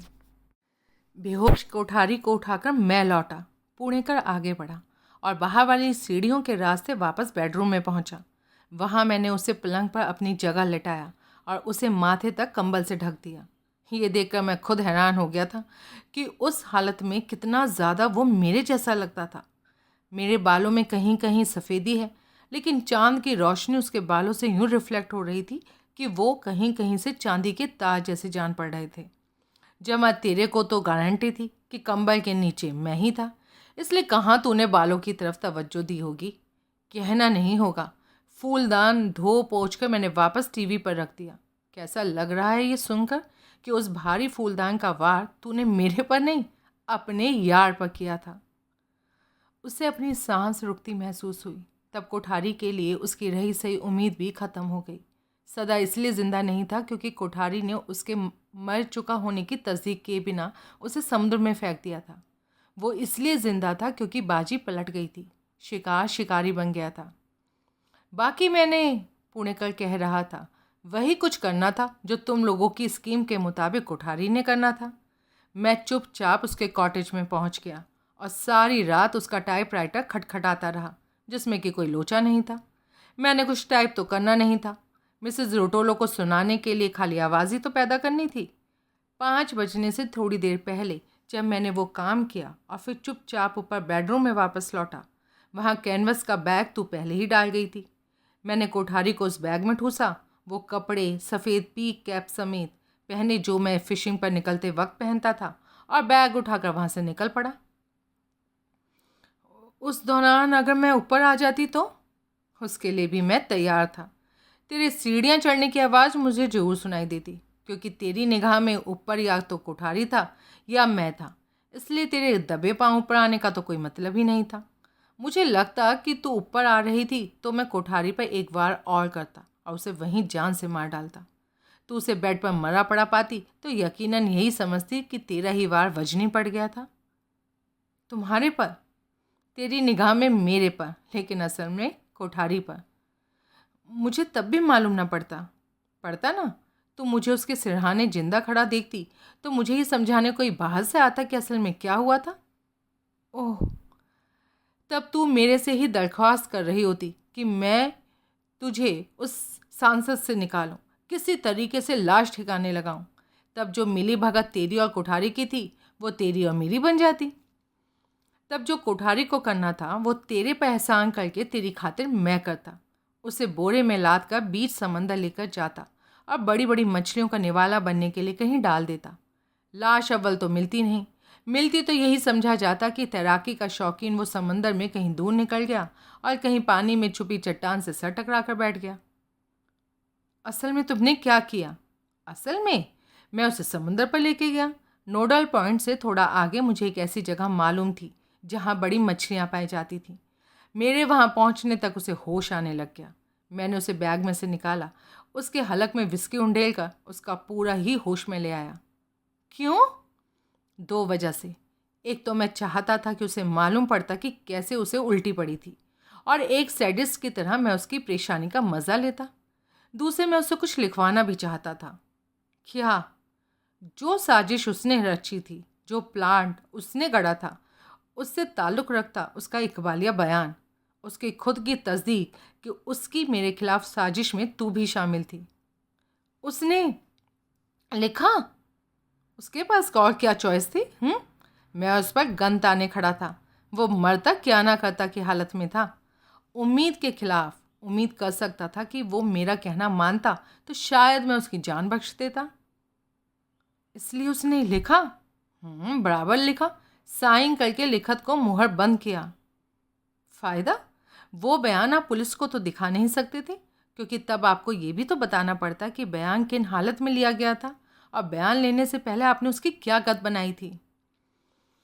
वो बयान मेरा तुरुप का पत्ता था, जिसको मैंने अपनी आस्तीन में छुपा के रखना था और तभी चलना था जबकि मेरे हाथ के तेरे खिलाफ कुछ और ना आता। तू तो कोठारी की कारस्तानी की बाबत कोई बात अपनी ज़बान पर ला नहीं सकती थी, क्योंकि मुझे मेरे कत्ल की साजिश की खबर होना अपने आप में सबूत होता कि तू साजिश में शामिल थी। अलबत्ता मुझे अपनी नन्ही सी नाजुक सी जान की परवाह न रहती तो बात जुदा थी। तब भी कोठारी के साथ जो बीतती उसकी तोहमत मेरे पर नहीं आती। मैं कह सकता था कि इकबाल या बयान लिख चुकने के बाद उसने मेरे से गन छीनने की कोशिश की और उसके हाथों, ऐसे शख्स के हाथों जो मेरे खून से अपने हाथ रंगने वाला था, मरने से पहले बचने के लिए मुझसे भिड़ पड़ा और धींगा मुष्टि में गोली चल गई और उसकी खुद की जान चली गई। वो मर गया और पीछे छोड़ा उसका इकबालिया बयान तेरा भी काम कर गया। तुमने उसे मार डाला? गोली से नहीं। इकबालिया बयान हाथ में आते ही मैंने गन के दस्ते का भरपूर वार उसकी कनपट्टी पर किया। वो बेहोश हो गया तो उसको टांगों से पकड़कर रेलिंग पर से पानी में उल्टा लटका दिया और तब तक लटकाए रखा जब तक कि वो डूब कर ना मर गया। फिर मैंने उसकी टांगें छोड़ दी और बड़े इत्मीनान से उसे समुंदर में बह जाते देखा। ठीक किया मैंने। तुमने जुर्म किया? अच्छा, और जो तुम दोनों मेरे साथ करने पर आमादा थे वो क्या था? लेकिन हमने किया तो नहीं। आहा, ऐसी नाजायज़ बात कोई औरत ही कह सकती है। कसर तो कोई नहीं छोड़ी, किया नहीं क्योंकि हुआ नहीं। हे भगवान, औरत को भगवान की याद तभी आती है जब वो शैतान से नाउम्मीद हो जाती है। वो रोने लगी। तू अभी भी समझती है कि तेरे नलके का मेरे पर कोई असर होगा? उसने रोना बंद किया और हौले हौले सुबकने लगी। बाकी स्टोरी नहीं सुनना चाहती? उसने सहमति में सर हिलाया। फिर एकाएक बोली, मैंने टेरेस से उसे तैरकर लौटते देखा था। मुझे देखा था बोट को, क्योंकि नोडल पॉइंट पर लंगर डाले छोड़ना ज़रूरी था, इसलिए तैरकर मैं लौटा था। तूने मेरी पीठ पर बंधी कपड़ों की गठरी को देखकर सोच लिया था कि वो कोठारी था। बोट छोड़ना क्यों ज़रूरी था? और कैसे दुनिया को यकीन आता कि बीच समंदर में मेरे साथ कोई हादसा हुआ था जिसमें मैं डूबकर मर गया था? आप ऐसा क्यों चाहते थे? क्योंकि मैंने बिग बॉस से, भाई से पीछा छुड़ाना था, जिसने मेरी मौत का फरमान जारी किया था। उसने क्यों ऐसा किया था? क्योंकि मैंने अमानत में ख़यानत की थी। जो 5 करोड़ रुपया मुझे हासिल करने के लिए बतौर एफडी तेरे हवाले किया था वो ओमेगा का था। मेरी पोल खोलने वाला कौन था? यार मार कोठारी, आस्तीन का सांप, बीवी कतरा, कोठारी। कैसा डबल गेम खेला साले हलकट ने। चोर को कहा चोरी कर ले, शाह को कहा खबरदार हो जा। मेरे को एफडी पर वापस काबिज होने की तरकीब सुझाई और बिग बॉस को ख़यानत की टिप दे दी। वो तो अच्छा हुआ कि मैंने वक्त रहते 5 करोड़ रुपए ओमेगा के अकाउंट में जमा करा दिए, वरना मेरे छुपने के लिए ये दुनिया बहुत छोटी होती। वॉल्सन कहता है कि आप पर यह भी इल्ज़ाम था कि आपने शरद शिराली के बखेड़े को, उसकी गिरफ्तारी वगैरह को ठीक से हैंडल नहीं किया था। तू वॉल्सन से मिली? हाँ। क्यों? मुझे पता चला कि आप ओमेगा के मालिक नहीं थे। ये कॉटेज आपका नहीं था, फ्लैट आपका नहीं था, मोटर बोट कुछ भी आपका नहीं था। मुझे यकीन नहीं आया। तस्दीक के लिए ओमेगा में गई तो आपके ऑफिस में किसी और को बैठे देखा। किसको? वॉल्सन ने मुझे उसका नाम इंतखाब खान बताया था। अच्छा, तो खान ने ली मेरी जगह। कौन है वो? पूना वाली नाइट क्लब का मैनेजर। बहुत बड़ी तरक्की मिली भीड़ों को। खैर, तू अपनी बात कर। तू वॉल्सन से मिली? हाँ। जिसने असलियत बताई। और क्या बोला? बोला होगा मैं खल्लास। बोला तो यही। नादान है वो, क्या जानता है। हाँ, शिराली का केस कोई बड़ी बात नहीं। ऐसे मामले में किसी का भी जजमेंट गलत हो सकता है। एक्शन में किसी से भी देर हो सकती है, कोताही हो सकती है। बड़ी बात अमानत में ख़यानत थी, जिसे कि मैंने वक्त रहते दुरुस्त किया। यानी कि बख्श दिए जाओगे? उम्मीद कर सकता था। मैंने ओमेगा की बहुत खिदमत की, लेकिन मेरी उम्मीद झूठी निकल सकती थी, इसलिए मैंने दूसरा इंतज़ाम किया। जाहिर किया कि मर चुके हो। हाँ। फिर लौटे क्यों? तेरी खबर लेने के लिए। तुझको मैं जान से मार दूंगा। अभी तो आपने कहा था कि आपका मेरे को टपकाने का कोई इरादा नहीं था। अच्छा, ऐसा कहा था मैंने? हाँ। वांदा नहीं, समझ ले मेरा इरादा बदल गया। समझ ले मैंने अपने लफ्ज़ वापस ले लिए। अब कोई प्रॉब्लम? एकाएक वो सीधी होकर बैठी और बड़े चित्त आकर्षक भाव से मुस्कुराई। उसने एक तौबा शिकन अंगड़ाई ली और मोरनी की तरह अपने वश को फुलाया। तुम मुझे नहीं मार सकते। तुम्हारे हाथ काँप जाएंगे, तुम्हारा कलेजा लड़क जाएगा।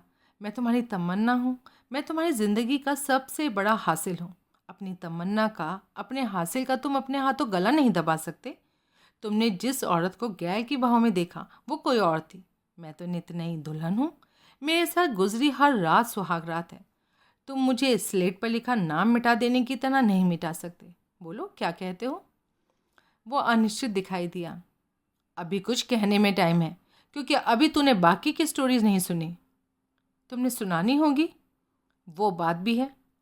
अपनी जीत को महिमा मंडित करने के लिए, मेरी हार पर हंसने के लिए। ठीक है, मैं सुन रही हूँ। कोठारी के कॉटेज में लौटकर मैंने उसके टाइपराइटर पर तेरे लिए 2 चिट्ठियाँ टाइप की। 2 मिली ना तेरे को? वो जो डाक से मिली वो पहले से तैयार की हुई थी। और क्या किया? और वहाँ सोफे में तेरा मोती जड़ा बुंदा छुपाया। वो तो ये काम तुमने किया था। क्या मुश्किल काम था? तेरी ड्रेसिंग टेबल का दराज ही तो खोलना था। और अगर बुंदे वहाँ ना होते तो कोई तो ऐसा आइटम होता ना जो तेरे यार के कॉटेज में तेरी हाजिरी की तस्दीक करती। पर तुम्हारा मकसद क्या था? तुम लोगों से जुदा तो नहीं था। जवाब दो। मुझे हैरान करना, परेशान करना, हलकान करना, इस हालत में पहुंचाना कि तू अपनी सफाइयाँ देती फिरे और किसी को तेरी किसी बात पर यकीन ना आए। और तुम खुश हो ना? खैर फिर मैंने पहली चिट्ठी गैराज में वैन की छत पर एक पत्थर के नीचे दबा कर रखी और नई सोनाटा के साथ निकल गया। नई कार में लंबी ड्राइव का मज़ा ही आ गया। इतनी दूर जाने का क्या मतलब? मैं जितना ज़्यादा दूर जाता उतना ही ज़्यादा पुलिस को इस बात का एतबार होता कि कोठारी की असल मंशा फरार हो जाने की थी। मैंगलोर से मैंने तेरे को दूसरी चिट्ठी भेजी। मेरे को मालूम था मनी बेल्ट का कीड़ा तेरे जहन में कुलबुला रहा होगा, इसलिए मैंने उस चिट्ठी में उसका भी जिक्र किया। मेरे को अंदेशा था कि बोर्ड पर गंध के दस्ते का जो वार मैंने कोठारी पर किया, जिससे कि उसकी कनपट्टी खुल गई थी, उसकी वजह से बोर्ड पर कहीं खून टपका हो सकता था। इस बात को कवर करने के लिए मैंने चिट्ठी में लिखा था कि उसे एकाएक होश आ गया था। वो मेरे पर हमला कर बैठा था और उसने मेरी नाक तोड़ने में कसर नहीं छोड़ी थी। लेकिन दूसरी चिट्ठी भेजने के पीछे मेरा असल मकसद तुझे जवाब लिखने के लिए उकसाना था। ऐसा जवाब लिखने के लिए उकसाना था जो ये साबित करता कि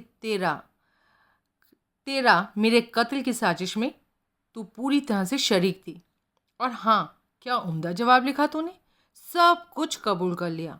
उस जवाब ने तो कोठारी के उस इकबालिया बयान को भी मात कर दिया जो मैंने उससे ज़बरदस्ती हासिल किया था। वो चिट्ठी कोठारी के नाम थी। जीपीओ से तुमने कैसे हासिल की? ड्राइविंग लाइसेंस दिखाया ना। कोठारी का? क्लर्क के सामने पूरे कॉन्फिडेंस के साथ मेज पर फेंका। साथ में 2 क्रेडिट कार्ड फेंके, विजिटिंग कार्ड, सबका इकट्ठा ऐसा असर हुआ कि क्लर्क ने एक भी आइटम को गौर से ना देखा। कुछ देखा तो वो नाम लिखा देखा जो चिट्ठी पर दर्ज था। गौर से देखता तो चिट्ठी ना देता। वो फिर 10 बजने के बाद नोटिस बोर्ड पर लगी होती और मैं तब वहाँ से निकाल लेता। तब तो ना निकाल पाते, नमिता ने मन ही मन सोचा। तब तो वो पहले ही नाना मराठे के आदमी के हाथ लग गई होती या क्लर्क को गांधी पेश करता। बहरहाल कोठारी का इकबालिया बयान, वो चिट्ठी, मैंने दोनों को संभाल के रखा हुआ है। कहाँ? जहाँ माल है, मनी बेल्ट है, शेयर सर्टिफिकेट्स हैं, सब सामान किसी के पास महफूज है।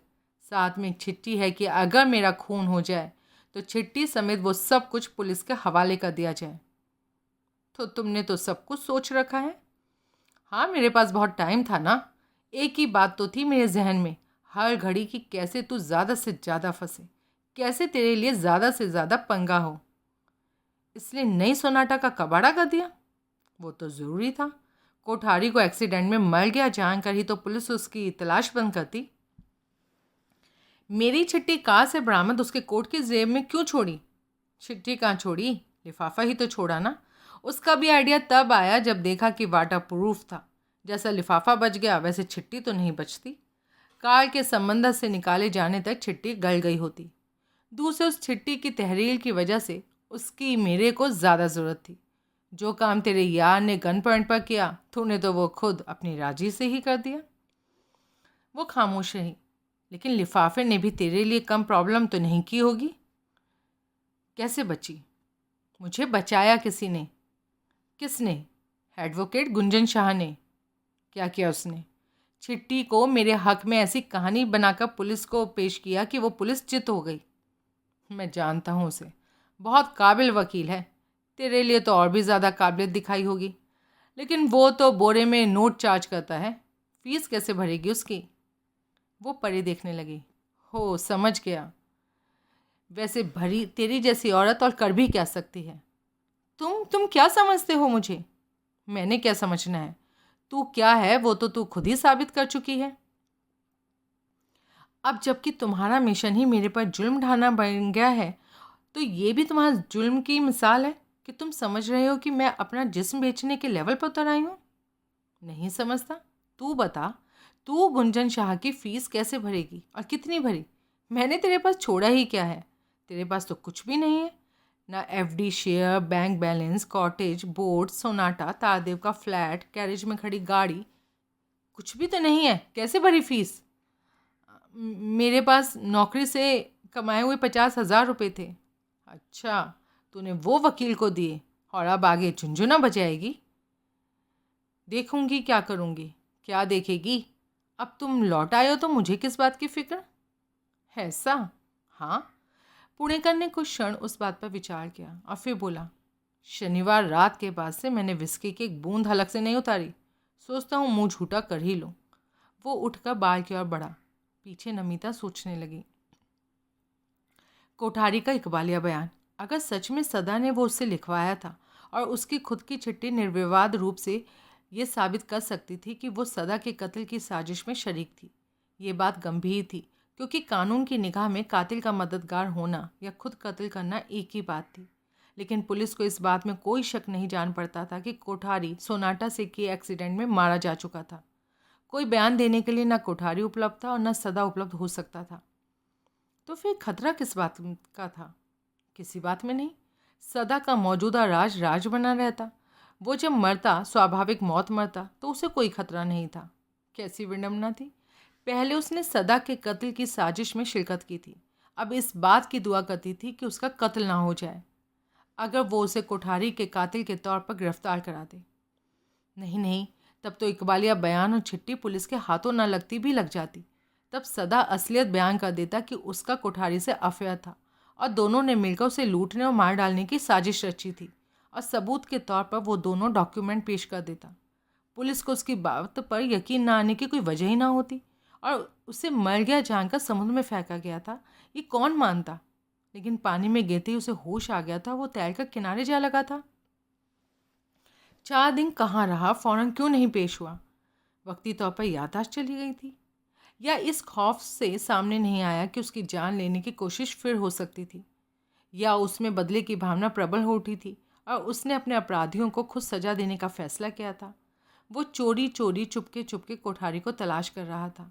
वो ये स्टैंड लेता तो कोठारी का इकबालिया बयान नहीं पेश कर सकता था क्योंकि वो इस बात की पोल खोल देता कि कोठारी मैंगलोर में कार एक्सीडेंट में मरा था। यानी कि सदा के पास हर बात का जवाब होता। वो ओमेगा के बिग बॉस के खौफ से छुपा रहता तो बात जुदा थी, वरना पुलिस से डरने वाली कोई बात नहीं थी। और वो पूरी तरह से उसके कब्जे में थी। सदा जैसा चाहता उसे नचा सकता था। 2 ड्रिंक्स के साथ वो वापस लौटा। उसने एक गिलास नमिता को थमाया। चीयर्स। नमिता ने मरे स्वर में चीयर्स बोला। ये जाम यार मार यार के नाम। नमिता से कुछ कहते ना बना। खुदा करे उसकी आत्मा जहन्नुम की आग में झुलसे और तू आग भड़काने के लिए पंखा चले। बोला अमीन। वापस कैसे लौटे? उस बात को टालने के लिए उसने सवाल किया। उसने भी बात पर जोर नहीं दिया। सुनेगी तो हैरान हो जाएगी। कैसे लौटे? कार चोरी की? हे भगवान, जो मौत का निवाला बनने से बार बार बचा हो उसे छोटा मोटा खौफ क्या सताता है। वो खामोश रही। पुणेकर ने एक घूंट हलक से उतारा और आहा भर कर बोला, छूटती नहीं है काफिर मुंह की लगी हुई। कोई मेरी जान का दुश्मन बने तो मैं ज़मीन आसमान हिलाने में कसर नहीं छोड़ता। ऐसे जान जाती है तो जाए, और भी जो जाता है तो जाए। वो सकपकाया। उसने घूर कर नमिता की ओर देखा। क्या कहना चाहती है? तब नमिता के चेहरे पर पहली बार डर के बादल छटे और उसकी जगह कुटिलता ने ली। क्या मतलब है तेरा? कुछ नहीं, बस एक खबर है तुम्हारे लिए। क्या? डॉक्टर देशपांडे कनाडा से लौट आया है। हाँ तो? जब पुलिस ने उससे बताया कि तुम मर चुके हो तो उसने तुम्हारी सारी पोल खोल दी। मेरी कौन सी पोल खोल दी? बतौर डॉक्टर वो तुम्हारी कोई 150 पोल पट्टी तो नहीं जानता होगा। साफ साफ बता क्या कहना चाहती है। उसने पुलिस को तुम्हारे मेरे साथ न सोने की असल वजह बताई। असल वजह? हाँ। तो ये बात है? हाँ। उसने अपनी विस्की का गिलास खाली किया। गिलास खाली कर। क्या सुना नहीं? उसने आदेश का पालन किया और गिलास एक और रखा। उठ के खड़ी हो जा और इधर आ। क्या चाहते हो? अभी मालूम पड़ेगा। वो उठी और उसके सामने आ खड़ी हुई। कपड़े उतार। क्या? मेरा हर हुक्म मानना तेरी मजबूरी है। अब ज़्यादा मजबूरी है। नहीं मानेगी तो सोच ले पुलिस का मानेगी। तुम सच में? हाँ सच में। ऊपर बेडरूम में? नहीं, स्टाइल से नहीं, मर्यादा से नहीं, वैसे जैसे मैंने तुझे और कोठारी को देखा। यहाँ कालीन बिछे फर्श पर, तेरे कपड़े सोफे की पीठ पर। जल्दी कर। नमिता ने उसके चेहरे पर दृढ़ता के ऐसे भाव देखे कि हैरान होने की जगह वो डर गई। क्या करे? उसकी पोल से उसे शर्मिंदा करे? बोले कि वो तो नपुंसक था? नहीं, वो झपट पड़ेगा, ठौर मार देगा। आखिर सदानंद था।